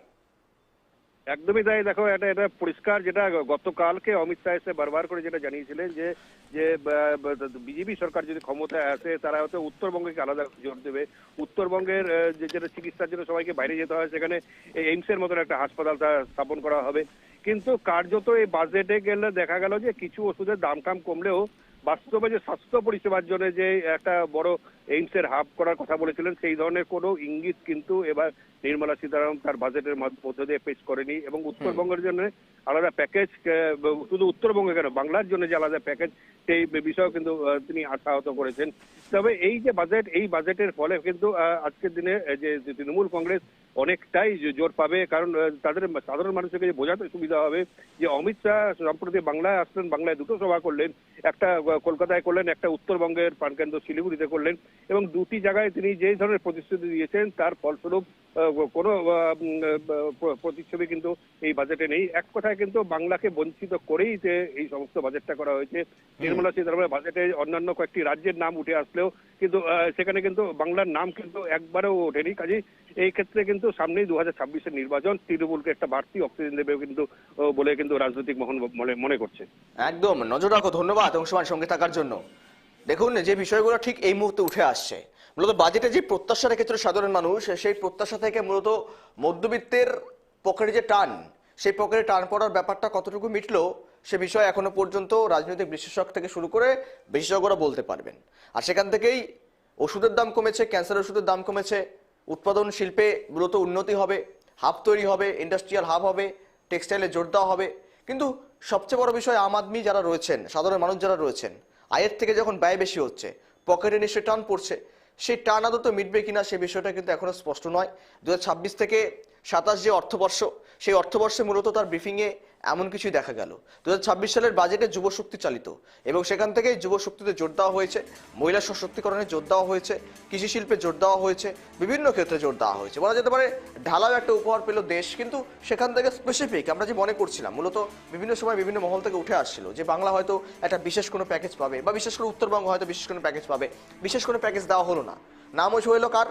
কেরলের নাম উঠে এসেছে, তামিলনাড়ুর কথা উঠে এসেছে, অন্ধ্রপ্রদেশের কথা উঠে এসেছে। কিন্তু সেখান থেকে দাঁড়িয়ে থেকে প্রশ্ন আরও হয়তো কোথাও বাড়তি বিরোধীদের জন্য একটা হাতিয়ার বা কোথাও একটা অক্সিজেন বাড়তি বলা যেতে পারে। দেখুন, ডানকুনি থেকে কার্গো ফ্রেট একটা করিডর হবে এবং সেখানে বাংলার জন্য এই বড় ঘোষণা করেছেন। বাংলার জন্য বড় ঘোষণা কি? ডানকুনি থেকে একেবারেই বলা যেতে পারে পণ্য একটা পরিবহনের বিশেষ একটা করিডর তৈরি হবে এবং সেটাই একটা বড় ঘোষণা। পাশাপাশি কি, যে শিলিগুড়ি থেকে বেনারস হয়ে মূলত দিল্লি যাওয়ার একটা রুট, হাই স্পিড ট্রেন, সেটা রয়েছে। এই করিডর তৈরি হবে সুরাটেও। মূলত এই বিষয়গুলো নিয়ে মূলত বাংলার জন্য বক্তব্য রাখতে শোনা গেল। লক্ষ্য প্রতিটি পরিবারের আয় বৃদ্ধি, আর সেখান থেকে আয় যদি বৃদ্ধি হয় ব্যয় নিশ্চয়ই বেশি হবে। তো ব্যয় করার বিষয়টা, মানুষকে টাকা খরচা করতে গেলে রীতিমতন সেই আয়টা তো বেশি লাগবে এবং সেখান থেকেই এসএমইতে 10,000 কোটি টাকা বরাদ্দ করা হয়েছে। ক্ষুদ্র কুটির শিল্পে মূলত 10,000 কোটি টাকা বরাদ্দ। 22টি নতুন জলপথ তৈরি করা সরকারের লক্ষ্য রয়েছে এবং সেই জলপথ দিয়েই মূলত সব যাতায়াত করবে বিভিন্ন বন্দরের বিষয়গুলো। সেখান থেকে বারাণসী হয়ে মূলত শিলিগুড়ি হয়ে দিল্লি যাওয়ার রুট।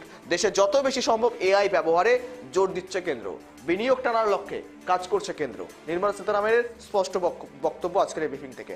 কুটির শিল্প থেকে শুরু করে বস্ত্র শিল্পের উপরে জোর দিয়েছে নির্মলা।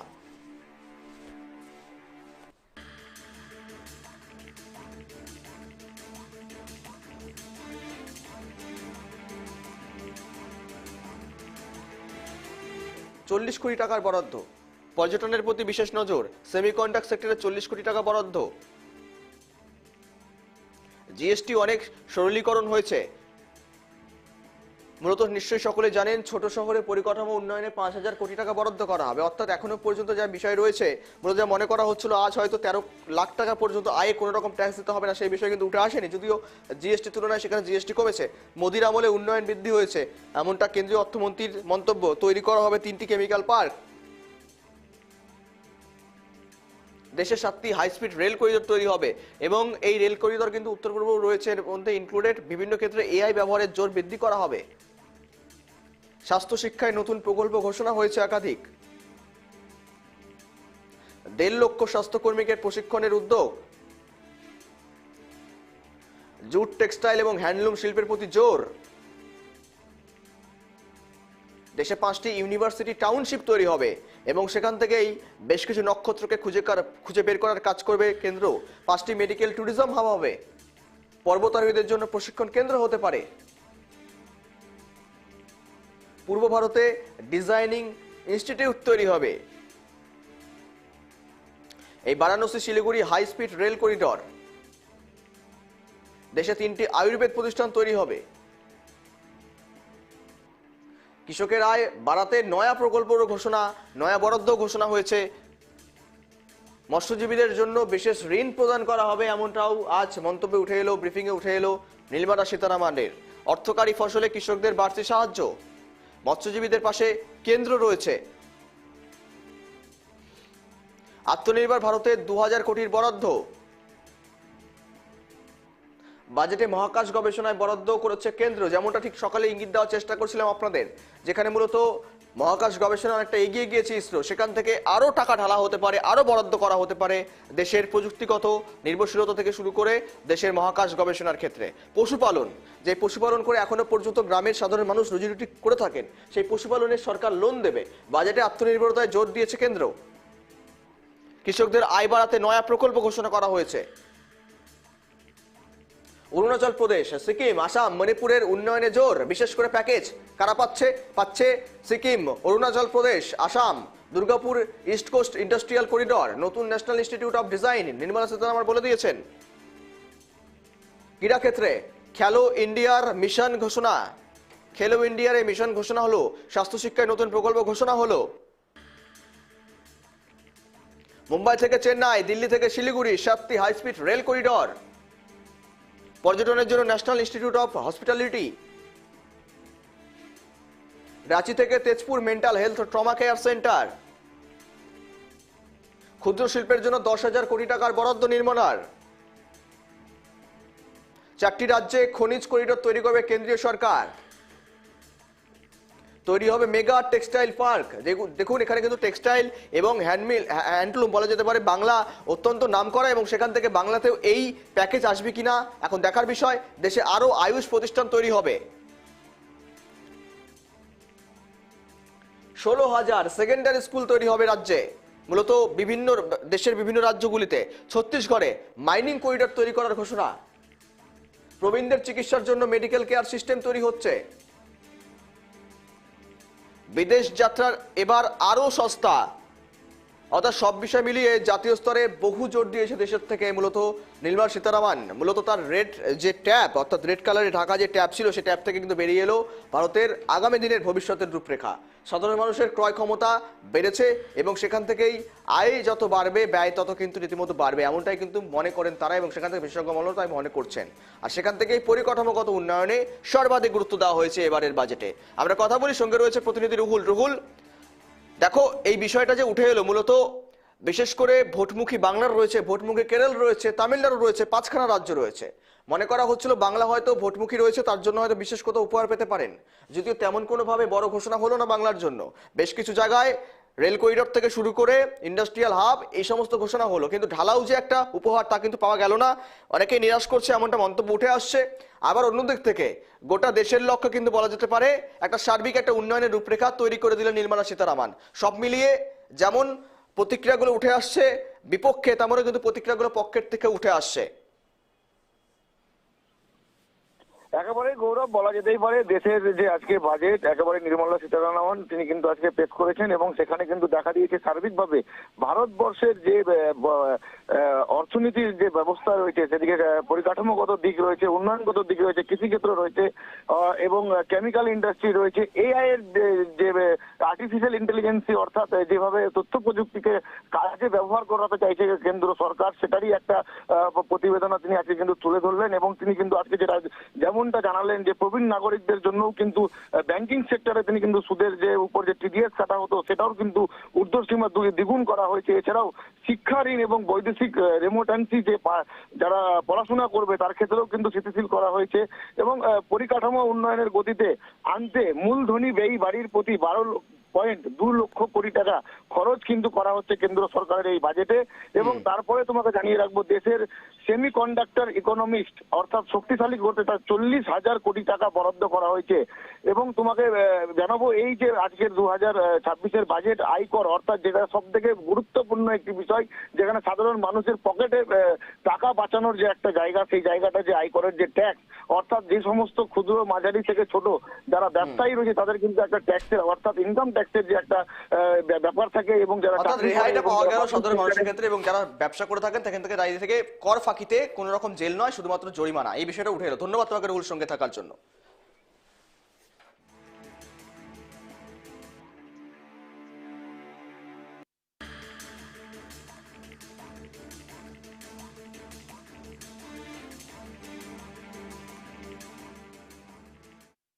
এখন আমাদের খবর শেষ করছে এখানে। নজর থাকবে দিনভর কেন্দ্রীয় বাজেটে কি কি উঠে এলো, কোন কোন বিষয় নিয়ে মূলত হবে আলোচনা, প্রতিক্রিয়াগুলো নেওয়ার চেষ্টা করবো। আজকের মতো এখানে শেষ করছি। পরবর্তী সমস্ত খবরের আপডেট পেতে নজর রাখুন কেটিভি বাংলায়।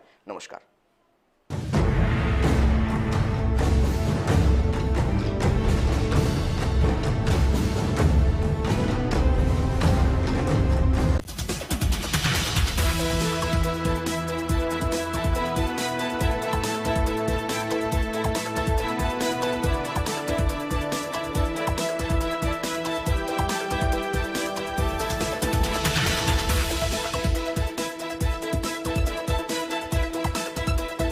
রাজ্য থেকে দেশ সব খবরই তুলে ধরবো আমরা। খবরের ভেতরের খবরটা আসলে কি দেব তার ইঙ্গিত।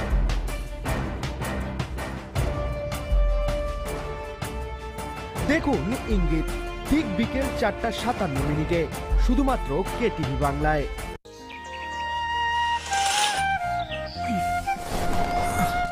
হ্যাঁ রে, তুই নিজেকে কি সুন্দর ফিট রাখিস, তোর বরকে রাখতে পারিস না? তোর দাদা জেনেছে nature pure rice bran oil দিয়ে রান্না করলে শরীর এমনি সুস্থ থাকে। হ্যাঁ সে তো ঠিকই, শরীর চর্চার পাশাপাশি ভালো তেল দিয়ে রান্না করাটাও জরুরি, আর সেই জন্যই আমার একমাত্র choice nature pure rice bran oil. শরীর সুস্থ রাখার জন্য আমার পছন্দের সেরা cooking oil nature pure rice bran oil, সম্পর্কে স্বাদ এনে দেয়।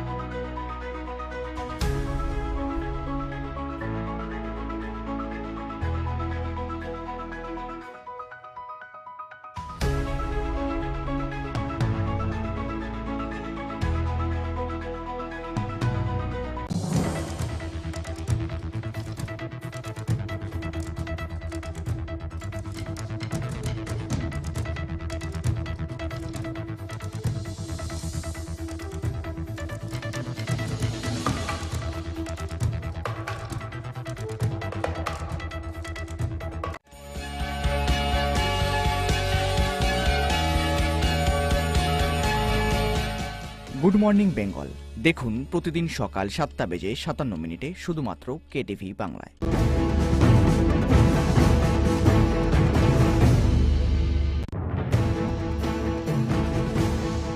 না শুধু জেলা কিংবা রাজ্য নয়, এবার সময় সব গণ্ডি পেরিয়ে দেশ বিদেশের খবর তুলে ধরার। কি বলছে আন্তর্জাতিক বাজার, কোন দেশের কি পরিকল্পনা, না দেখা নয়, শব্দজালের বিভ্রান্ত নয়, সহজ ভাষায় দেশ থেকে বিদেশের খবর দেখাবো আমরা। সেই সব বিদেশ থেকে দেশ পেরিয়ে যা প্রত্যন্ত গ্রামের মানুষের ওপর ফেলে প্রভাব। নজর রাখুন প্রতিদিন রাত্রি 10:27 শুধুমাত্র কেটিভি বাংলায়।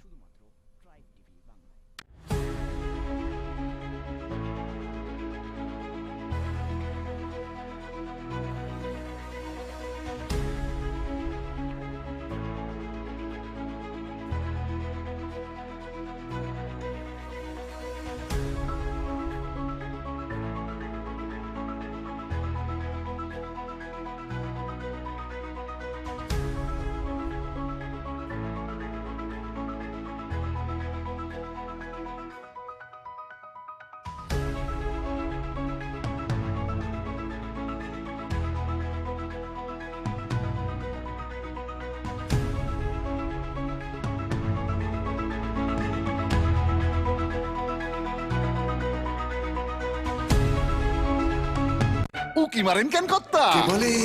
বড় মাছের স্বাস্থ্য দেখে শরীর খারাপ লাগে বুঝি? আরে মাছেরা বলছে এবার থেকে আপনার মাছেদেরও দিন কল্যাণীস premium floating fish feed.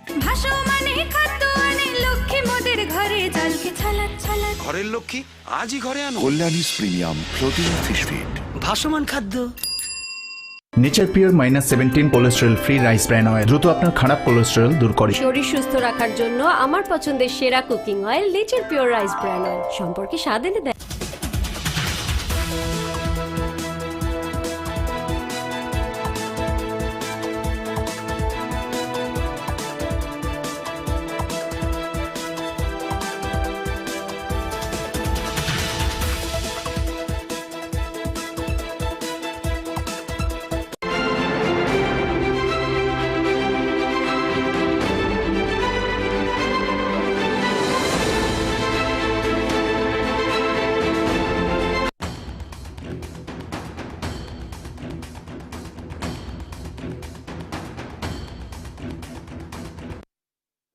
High voltage budget 2026। নমস্কার, আপনারা দেখছেন KTV Bangla mid day prime নিয়ে আপনাদের সঙ্গে আমি নিবেদিতা।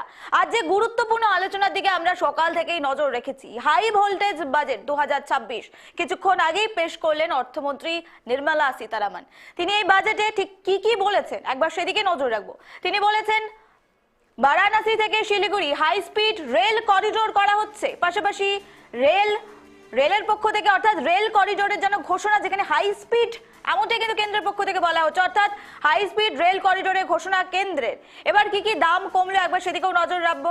দাম কমলো সামুদ্রিক পণ্যের, দাম কমলো জীবনদায়ী ওষুধের, ডায়াবেটিক্স ওষুধ তারও দাম কমেছে, যন্ত্রাংশের শুল্কতে বিশেষ ছাড় দেওয়া হবে, দাম কমেছে ব্যাটারি, জুতো, বিমান তৈরির যন্ত্রাংশ সেখানেও বিশেষ ছাড় দেওয়া হচ্ছে। পাশাপাশি দাম বেড়ে গেল, অর্থাৎ এই বাজেটের পর থেকেই দাম বাড়তে শুরু করে দিয়েছে মদের। সারা দেশে 5টি বিশ্ববিদ্যালয় টাউনশিপের ঘোষণা এবার অর্থমন্ত্রীর। পাশাপাশি বাজেটে ঘাটতি জিডিপির 4.3% হবে। এবং এই বাজেটে কিন্তু উঠে আসে দুর্গাপুরে শিল্প করিডোর গড়ে তোলার প্রস্তাব, শিক্ষা থেকে কর্মসংস্থান, স্থায়ী কমিটি গঠন করা হবে, নারকেল চাষীদের জন্য উন্নতির জন্য প্রকল্পের বড় ঘোষণা, দাম কমবে সামুদ্রিক পণ্যের দাম কমতে চলেছে। পাশাপাশি চর্ম শিল্প, যেখানে চামড়ার শিল্পের প্রতি কিন্তু ছাড় দেওয়া হবে, দাম কমবে পারমাণবিক বিদ্যুতেও, এমনটাই জানালেন কেন্দ্রীয় অর্থমন্ত্রী নির্মলা সীতারামন। 1 এপ্রিল থেকে কার্যকর হতে চলেছে এই নতুন আয়কর আইন। বাজেট পেশের সময় এমনটাই জানিয়ে দিলেন কেন্দ্রীয় অর্থমন্ত্রী। তিনি আরো বলেছেন নতুন আইন কার্যকর, অর্থাৎ নতুন আয়কর আইনে 31 জুলাই পর্যন্ত আয়কর রিটার্ন দাখিল করা যাবে। এখনো পর্যন্ত জানা যাচ্ছে অডিট হয়নি এমন ব্যবসায়ীরা যারা রয়েছেন তাদের মামলা কিংবা ট্রাস্টের ক্ষেত্রে 31 আগস্ট পর্যন্ত রিটার্ন তারা করতে পারবেন, এমনই সুযোগ এই মুহূর্তে দেওয়া হচ্ছে। আরো সরলীকরণ করা হবে কর কাঠামো, ছোট মাপের আয়কর ফাঁকিতে শুধু জরিমানা করা হবে, জেলে যাওয়ার এখনো কোনো বাধ্যতামূলক বিষয় উঠে আসছে না। অতিরিক্ত 10% জরিমানা হবে এমনটাও কিন্তু জানা যাচ্ছে। এছাড়া সারা দেশে সারা দেশে 5টি বিশ্ববিদ্যালয় টাউনশিপ তৈরি করার ঘোষণা কিন্তু করা হলো। সারা দেশে 5টি বিশ্ববিদ্যালয়। এই মুহূর্তে চিরাগ পাসওয়ান তিনি প্রতিক্রিয়া দিচ্ছেন, কি বলছেন শুনবো।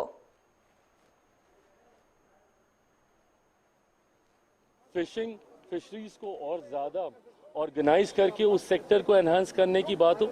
मैं मानता हूं कि ये 47 विकसित भारत के निर्माण के लिए उसकी एक मजबूत नींव को तैयार करने वाला एक बहुत ही विजनरी बजट है। और इसकी खासियत ये भी है कि 9वीं बार वित्त मंत्री जी ने इस बजट को पेश किया है। खासियत तो ये है कि उन्होंने 9वीं बार किया है, बट एक ही प्रधानमंत्री के अंदर उन्होंने 9वीं बार किया है। ये कंटिन्यूटी दिखाता है, स्टेबिलिटी दिखाता है सरकार की सोच में, सरकार की नीतियों में, जो कहीं ना कहीं वैश्विक स्तर पर भी हमारी पहचान को मजबूत करता है। इंपोर्ट एक्सपोर्ट्स को हम लोगों ने मजबूती देने की इसमें बात की है। और ईज ऑफ बिजनेस के साथ साथ ईज ऑफ लिविंग पे इस सरकार का, हमारी सरकार का बल रहा है। रिफॉर्म एक्सप्रेस का जिक्र मेरे प्रधानमंत्री आदरणीय नरेंद्र मोदी जी करते रहे और रिफॉर्म्स के माध्यम से जितना सरलीकरण हो सकता है सिस्टम का वो करने का प्रयास किया। आज के बजट में भी आप देखें जिस तरीके से पहले के बजट और आज के बजट में समझने के लिए ज़्यादा था, चीज़ें ज़्यादा समझ में आ रही थी। पार्ट ए पार्ट बी जिसका जिक्र मैं सुबह से कुछ न्यूज़ चैनल पे भी सुन रहा हूँ, जिस तरीके से उसको भी इक्वली बैलेंस किया गया है ताकि सही में जो टेक्निकल पक्ष भी है उसको भी जनता तक सही ढंग से पहुँचाया जाए। तो मैं मानता हूँ कि ओवरऑल ये 2047 को मद्देनजर रखते हुए इस बजट को तैयार किया गया। और इसके लिए मैं मेरी तरफ से, मेरी पार्टी की तरफ से माननीय वित्त मंत्री साहिबा का दिल से आभार प्रकट करता हूँ। Large or small, and to tunnel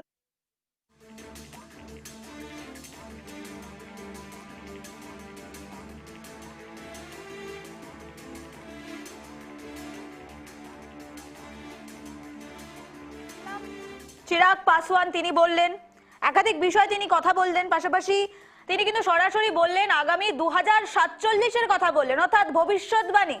2047-কে মাথায় রেখেই এই বাজেট পেশ করা হয়েছে, এমনটাই বললেন চিরাগ পাসওয়ান, এলজেপি নেতা। অত্যন্ত গুরুত্বপূর্ণ বিষয়গুলো তিনি তুলে ধরলেন। তবে আজকে যে আলোচনার দিকে আমরা রয়েছি, যে এই বাজেটে ঠিক কি কি পেল ভারতবাসী। সারা দেশ জুড়ে প্রায় 5টি বিশ্ববিদ্যালয় টাউনশিপ তৈরি হবে এমনটাই অর্থমন্ত্রী বললেন। এর মধ্যে থাকবে গবেষণা কেন্দ্র। 2026 সালে কেন্দ্রীয় বাজেটে আগামী দশকের ক্রীড়া ক্ষেত্রেও বড় ঘোষণা কিন্তু করা হচ্ছে। খেলো ইন্ডিয়া প্রকল্প চালু করার প্রস্তাব এবার দেওয়া হলো এই বাজেটে। মহিলা উদ্যোক্তাদের সহায়তা পাশাপাশি প্রকল্প চালু করা হবে। লাখপতি দিদি কর্মসূচি সাফল্যের পর এবার সরকার মহিলাদের ঋণ নির্ভর অর্থাৎ মহিলারা যাতে স্বনির্ভর হতে পারে সেজন্য ঋণ দেওয়া হবে এমনটাও কিন্তু এই বাজেটে সরাসরি বলা হলো। এবং বিদেশিরা এখন সরাসরি ভারতীয় শেয়ার বাজার থেকে শেয়ার কিনতে পারবেন। আজ নির্মলা সীতারামন অর্থমন্ত্রী তিনি এমনটাই ঘোষণা করলেন। আবারও বলি, বিদেশিরা যারা রয়েছেন, ফরেনার্সরা যারা রয়েছেন, তারা এখন সরাসরি ভারতীয় শেয়ার বাজারে শেয়ার কিনতে পারবেন। নির্মলা সীতারামন এমনটাই জানালেন। ভারতের বাইরে ব্যবসায়ীরা যারা রয়েছেন তাদের পোর্টফোলিও বিনিয়োগ প্রকল্পের মাধ্যমে ইকুইটিতে বিনিয়োগ করার অনুমতি দেওয়া হবে। ব্যক্তিগত সীমা 5% থেকে 10% করার প্রস্তাব দেওয়া হলো। এ ধরনের একাধিক বিষয় কিন্তু ইতিমধ্যে আজকের এই গুরুত্বপূর্ণ বাজেটে পেশ করা হয়েছে। এই মুহূর্তে আমরা আরো বিস্তারিত জানবো, এই বাজেট নিয়ে কথা বলবো। আমাদের সঙ্গে সরাসরি রয়েছেন প্রতিনিধি সুপর্ণা। সুপর্ণা, জানতে চাইবো, কিছুক্ষণ আগেও তোমার সঙ্গে কথা বললাম, বাজেট পেশের আগে কি কি অনুমান করা হচ্ছে, সাধারণ মানুষ কি কি তারা আশা করছে এই বাজেট নিয়ে। ইতিমধ্যেই বাজেট পেশ করা হয়েছে, যেখানে বেশ কিছু নিত্য প্রয়োজনীয় জিনিস থেকে শুরু করে ওষুধের দাম কমে গেছে। অপরদিকে আমরা যদি কথা বলি মদ, সিগারেট, সেগুলোর দাম অত্যাধিক বেড়েছে এমনটাই ইতিমধ্যেই বাজেট অনুযায়ী আমরা জানতে পারছি। সেক্ষেত্রে তোমার থেকে জানতে চাইবো, সাধারণ মানুষের ঠিক কি প্রতিক্রিয়া উঠে আসছে এখন?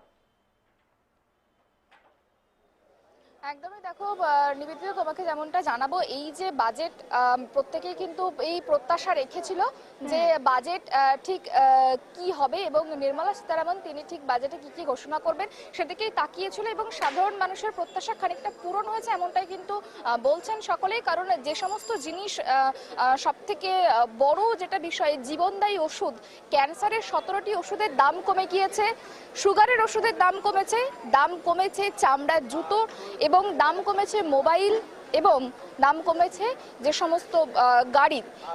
এই যে গোটা সার্বিক বিষয়, এই জিনিসগুলোর যে দাম কমেছে খানিকটা হলেও সাধারণ মানুষের অনেকটাই লাভবান হবে। এবং দাম বেড়েছে সেই সমস্ত দিকে যদি নজর রাখা হয়, খনিজ জিনিসের দাম বেড়েছে এবং দাম বেড়েছে সিগারেট এবং মদের। এই যে গোটা ঘটনা, এই যে বাজেট, এই বাজেটকে কেন্দ্র করে প্রত্যেকেই ভেবেছিল যে কি হবে কি না হবে, সেই কথা ভেবেই কিন্তু বাজেট পেশ করা হয়েছে এবং কোথাও গিয়ে এটা মনে করা হচ্ছে এই বাজেট জনমুখী হয়েছে। কারণ যে সমস্ত জিনিসের দাম কমেছে, সব থেকে আরো একটি গুরুত্বপূর্ণ বিষয় তুমি জানিয়ে রাখি, সোনার দাম হঠাৎ করে যেভাবে আকাশ ছুঁয়েছিল, কোথাও গিয়ে মনে হয়েছিল যে এই মধ্যবিত্তের হয়তো নাগালের বাইরে চলে যাবে, কিন্তু এই মুহূর্তে দাঁড়িয়ে বাজেট ঘোষণার পর যেমনটা দেখা যাচ্ছে, প্রায় 4,500 টাকা সোনার দাম কিন্তু প্রতি 10 গ্রামে কমেছে। 10 গ্রাম এখন সোনার দাম 1,42,000, প্রায় 1,43,000 টাকা। এই যে সোনার দাম হঠাৎ করে খানিকটা কমেছে, সেক্ষেত্রে কিন্তু মধ্যবিত্তের অনেকটাই নাগালে চলে এসেছে।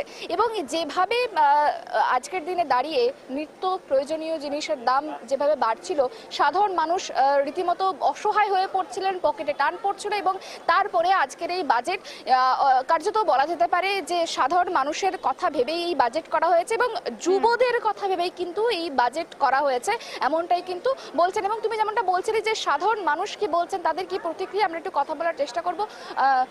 দাদা, একটুখানি কথা বলবো যে আজকে বাজেট ছিল এবং বাজেটে ঘোষণা করা হয়েছে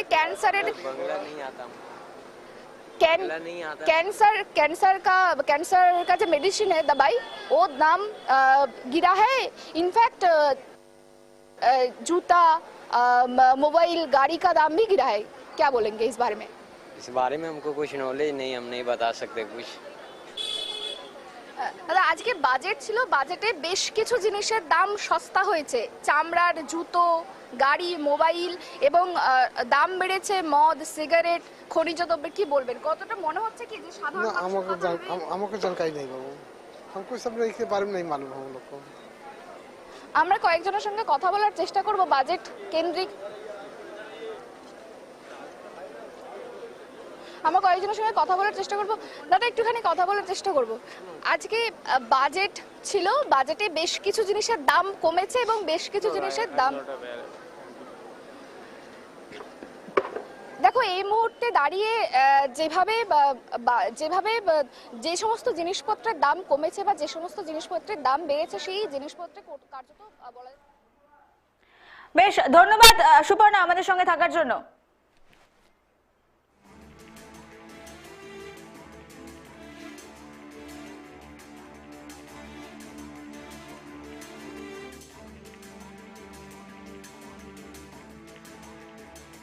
যে গুরুত্বপূর্ণ খবরের দিকে আমরা নজর রাখছি, আজ বাজেট পেশ হলো, হাই ভোল্টেজ বাজেট বলা যেতে পারে। রবিবারকে উপেক্ষা করে 1 ফেব্রুয়ারি, রীতিমতো সেই 1 ফেব্রুয়ারিতে বাজেট পেশ। 11টায় অর্থমন্ত্রী নির্মলা সীতারামন তিনি বাজেট পেশ করেন এবং একাধিক বিষয় কিন্তু এই বাজেটে উঠে আসছে, যেখানে দাম কমেছে বেশ কিছু প্রয়োজনীয় ওষুধের, সেখানে দাম বেড়েছে বেশ মদ থেকে শুরু করে সিগারেটের, এবং একাধিক উপহার বলা যেতে পারে এবার উত্তরবঙ্গবাসী তথা পশ্চিমবঙ্গবাসীর জন্য কিন্তু দেখা যাচ্ছে, যেখানে বারাণসী থেকে Siliguri high speed rail corridor করা হবে, এমনটাই ঘোষণা করলেন অর্থমন্ত্রী নির্মলা সীতারামন। পাশাপাশি দাম কমলো সামুদ্রিক পণ্যের, দাম কমলো জীবনদায়ী ওষুধের, ডায়াবেটিস সেই ওষুধের দাম কমেছে, যন্ত্রাংশের শুল্কতে বিশেষ ছাড় দেওয়া হবে, দাম কমেছে ব্যাটারি, জুতো, বিমান তৈরির যন্ত্রাংশ সেখানেও ছাড় দেওয়া হচ্ছে। আজ নির্মলা সীতারামন অর্থমন্ত্রী একাধিক গুরুত্বপূর্ণ বিষয়গুলো নিয়ে আলোচনা করেন, যেখানে সারা দেশে 5টি বিশ্ববিদ্যালয় টাউনশিপ তৈরির ঘোষণা করলেন। অর্থাৎ যুব সমাজ, শিক্ষা, সংস্কৃতি প্রত্যেকটি বিষয়ে যেন আজ সুন্দরভাবে পরোক্ষভাবে তিনি তার বক্তব্যের মাঝে, এই বাজেটের মাঝে তিনি তুলে ধরেছেন। দুর্গাপুরে শিল্প করিডোর গড়ে তোলা হবে এ প্রস্তাবও তিনি দিয়েছেন। শিক্ষা থেকে কর্মসংস্থান, স্থায়ী কমিটি গঠন করা হবে। करता हूं माननीय प्रधानमंत्री जी का, निर्मला जी का। ये विकासशील बजट है और देश को और आगे बढ़ाएगा। मैन्युफैक्चरिंग पे बहुत फोकस किया गया है। बिल्कुल मैन्युफैक्चरिंग पर, और जो नए नए पूरे आइटम का इलेक्ट्रॉनिक है, इलेक्ट्रॉनिक कंपोनेंट, मोबाइल फोन, बाकी चिप्स, और इसके अलावे जो एक बहुत महत्वपूर्ण बात मैं कहना चाहूंगा कि टायर 2, टायर 3 सिटीज में कॉर्पोरेट मित्रा की जो बात की गई है वो काफी एक नई सोच है, तो अभिनंदन, बहुत अभिनंदन।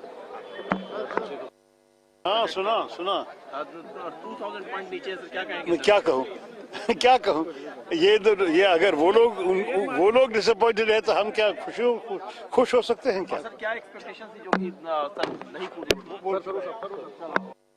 रिएक्शन है सर आपका बजट पे, इस बजट को लेकर के 9वीं बार जो ये गरीब किसान और गांव में रहने वाले लोगों की समझ से बाहर बजट है। जो एक्सपेक्टेशंस थी आपकी, क्या आपको लगता है कि एक भी पॉइंट उसमें से कहीं पर ये गरीब का पेट कहीं नहीं भर सकते, ये बजट गरीब का पेट नहीं भर सकता। नौकरी रोजगार दिए नहीं, नौकरी रोजगार कहाँ दिए? अभी भी बड़े पैमाने पे नौजवान बेरोजगार है। सपने दिखाने वाला बजट है। वाराणसी में शिपिंग मैन्युफैक्चरिंग हब बनाने की बात कही गई, वाराणसी और आपको याद होगा जो शिप निकला था बनारस में, बिहार में जाकर के रुक गया था। उससे बड़ा सवाल यह है कि क्या गंगा की सफाई हो गई? क्या डिसिल्ट कर लिया आपने?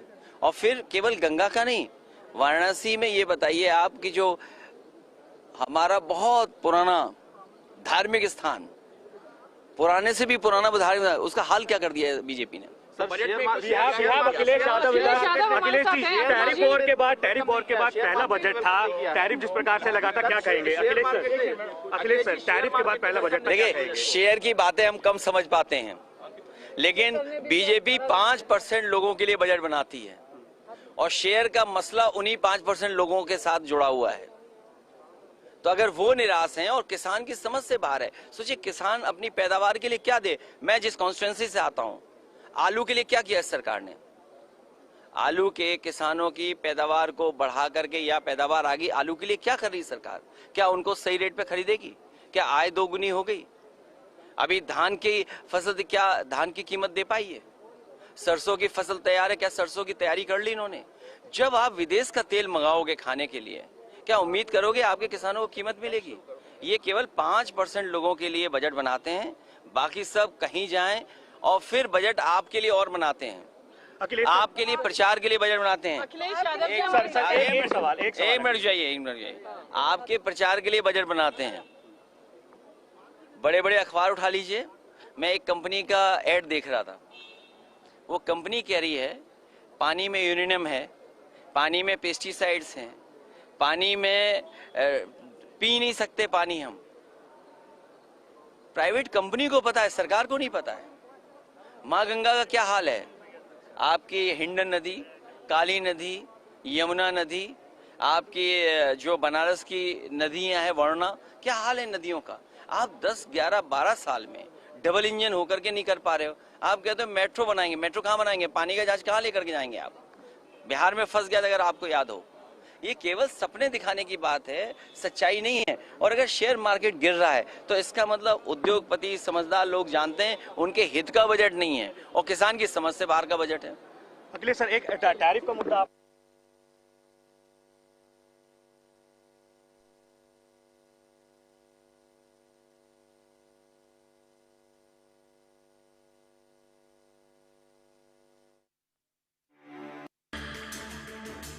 দেখলাম অখিলেশ যাদব সমাজবাদী পার্টির সভাপতি, তিনি কিন্তু বক্তব্য রাখলেন এবং বলছেন 5% লোকের জন্য নাকি বিজেপি এই বাজেট তৈরি করে। এই বাজেট সাধারণ মানুষ, গ্রামীণ মানুষ, তাদের কোনো রকম প্রভাব পড়বে না, এমনটাই কিন্তু অখিলেশ যাদব তিনি সরাসরি বললেন।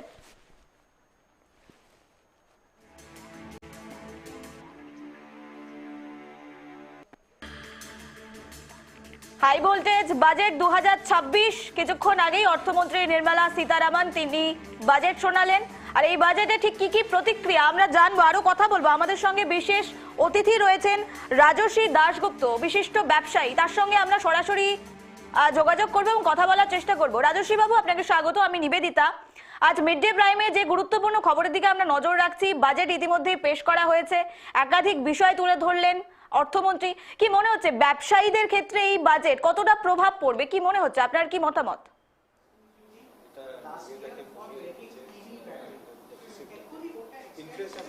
ব্যবসায়ীদের জন্য তো বাজেট ভালো প্রভাবই ফেলবে। যেরকম আপনি যদি দেখেন, আমি ট্যাক্সের পার্টটা পরে আসছি।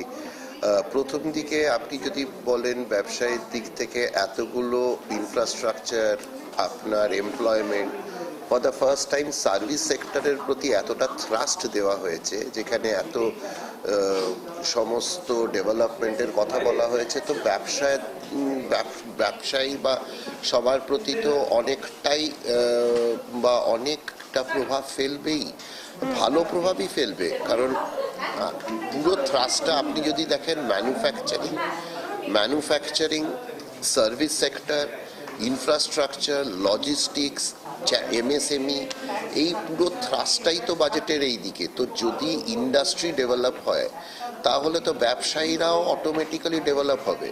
সো সেই দিক থেকে দেখতে গেলে তো বাজেট ব্যবসায়ীদের দিক থেকে তো ভালোই বাজেট।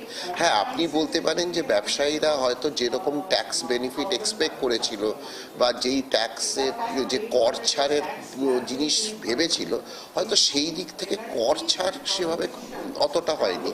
কিন্তু ওভারঅল যদি আপনি বলেন অ্যালোকেশন অফ ফান্ডস বা কোন কোন সেক্টর থ্রাস্ট দেবে, সেইগুলো তো খুব ভালোভাবেই এই বাজেটে দেওয়া হয়েছে। কারণ আপনাকে একটা জিনিস বুঝতে হবে যে বাজেট সবসময় প্রত্যেকবারই যে অনেক কিছু দেবে সেইটা নয়।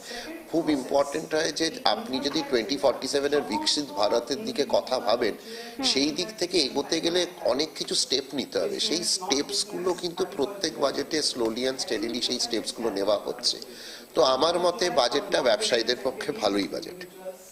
বেশ, আপনার থেকে আরেকটি বিষয় জানার চেষ্টা করবো। আমরা ইতিমধ্যে যে খবর উঠে আসছে, জানা যাচ্ছে যে বাজেট 2026 পেশ করার পরে শেয়ার মার্কেট দুর্বল হয়েছে, অনিশ্চয়তার ছবি উঠে আসছে। এই বিষয়টি কিভাবে দেখছেন আপনি?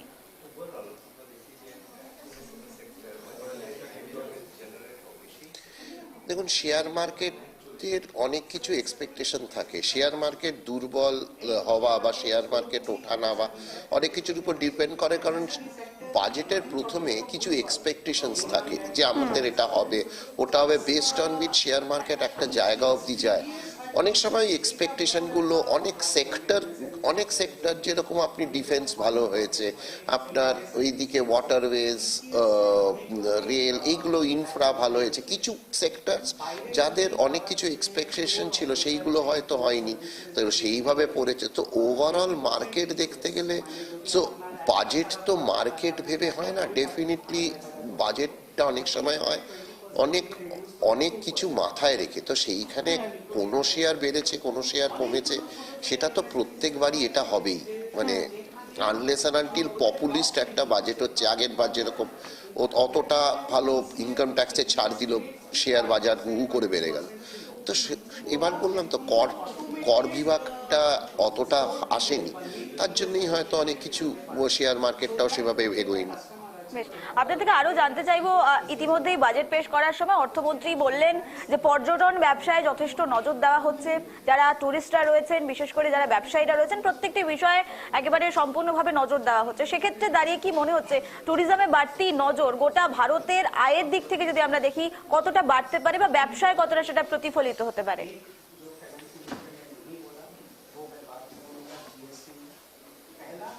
ডেফিনেটলি আজকে আপনাকে আমি কিছু পরিসংখ্যান দিচ্ছি। যদি ইন্ডিয়া ছেড়ে আপনি যদি একটু বাইরে দেখেন, আপনার থাইল্যান্ড, গ্রিস, কিছু কিছু এমন দেশ আছে যাদের অর্থনীতিটা বেঁচেই আছে ট্যুরিজমের উপর। ট্যুরিজম হচ্ছে one of the most important thing to attract foreign investment. যেখানে ট্যুরিজম যদি ডেভেলপ করে, আপনার অ্যান্সিলারি হোটেলস, আপনার আদার ইন্ডাস্ট্রি উইচ ইজ হসপিটালিটি, প্রচুর জিনিস ডেভেলপ করে, কত এমপ্লয়মেন্ট হবে ভাবুন। সো ট্যুরিজম যদি ডেভেলপ করে, ইন্ডিয়ার নেক্সট লেভেল অফ ডেভেলপমেন্ট হবে। এই জিনিসটা কিন্তু বহু দিন ধরে এই সরকার কিন্তু ট্যুরিজম ডেভেলপমেন্টের উপর অনেক থ্রাস্ট দিয়েছে। প্রত্যেকবার ওরা নতুন নতুন ট্যুরিজম এরিয়া সিলেক্ট করছে ফর ডেভেলপমেন্ট, কারণ it is one of the most important area যেখান থেকে ডিরেক্ট ফরেন ইনভেস্টমেন্ট আসতে পারে, ইন্ডিয়াকে গ্লোবাল হাব করতে পারে কারণ আমাদের দেশে যে রকম ট্যুরিজম বা যেরকম আমাদের যে ট্যুরিজম স্পটস আছে সারা পৃথিবীতেও হয়তো নেই। তো সেইটাকে ডেভেলপ করতে পারলে would be a next level improvement. বেশ, আরেকটি শেষ প্রশ্ন আপনার থেকে জানতে চাইবো। ট্যুরিজমকে কেন্দ্র করে প্রচুর ব্যবসা করে। বেশ, আপনার থেকে শেষ প্রশ্ন জানতে চাইবো, ইতিমধ্যে যেটি জানা যাচ্ছে কুটির শিল্পের ওপর বা ক্ষুদ্র মাঝারি শিল্পের ওপর যথেষ্ট নজর দেওয়া হচ্ছে। সেক্ষেত্রে বড় যারা ব্যবসায়ীরা রয়েছেন, যদি কুটির শিল্পের ওপর নজর বেশি দেওয়া হয় বা বড় ব্যবসায়ী, তাদের ব্যবসা থেকে কোনো রকম প্রভাব পড়তে পারে, কি আশঙ্কা করা যাচ্ছে?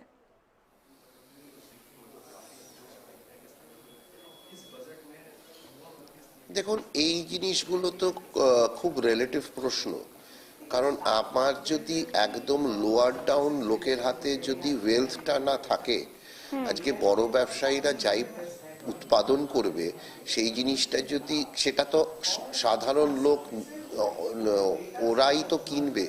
আমার হাতে যদি টাকাটাই না থাকে তাহলে সেই জিনিসটা কিনবে কে? So basic economic concept of demand and supply, demand মানে সাপ্লাই আছে, ডিমান্ড নেই। তো আমরা যদি লোয়ার ডাউন লেভেলের লোককে যদি সক্রিয় না করি, এবার তারা যদি ভালো জিনিস তৈরি করে সেইটা বড় ব্যবসায়ীরা কিনবে, সেইখান থেকে এক্সপোর্ট হবে বা তাদের জিনিস এক্সপোর্ট হবে। সো সব দিক দিয়ে দেখতে গেলে কিন্তু আপনি শুধু ব্যবসার দিক থেকে ভাবছেন কেন, যদি দেশের দিক থেকে ভাবেন, যদি দেশ যদি সেভাবে ইমপ্রুভ করে, অনেক কিছু ইমপ্রুভ করবে। সো আমার মতে কারুর লাভ ক্ষতি নেই, যদি দেশ ভালো করে সবাই ভালো করবে। বেশ, ধন্যবাদ আমাদের সময় দেওয়ার জন্য। অত্যন্ত গুরুত্বপূর্ণ খবরের দিকে নজর রাখছি। 2026 সালে বাজেট, আর এই বাজেটে এবার যুব শক্তি থেকে শুরু করে সাধারণ মানুষের উপর বাড়তি নজর, এমনটাই ইতিমধ্যেই অর্থমন্ত্রী নির্মলা সীতারামন তিনি বলছেন। অপরদিকে এই পুরো ঘটনার কটাক্ষ করছেন বিরোধীরা, তারা বলছেন শুধুমাত্র 5% ভারতীয়ের জন্যই নাকি এই বাজেট। ইতিমধ্যে এ নিয়ে কিন্তু রাজনৈতিক একদিকে যখন জল্পনা কল্পনা শুরু হচ্ছে, সেখানেই এই বাজেট নিয়ে সাধারণ মানুষের কি প্রতিক্রিয়া সেটিকেও আমাদের নজর থাকবে।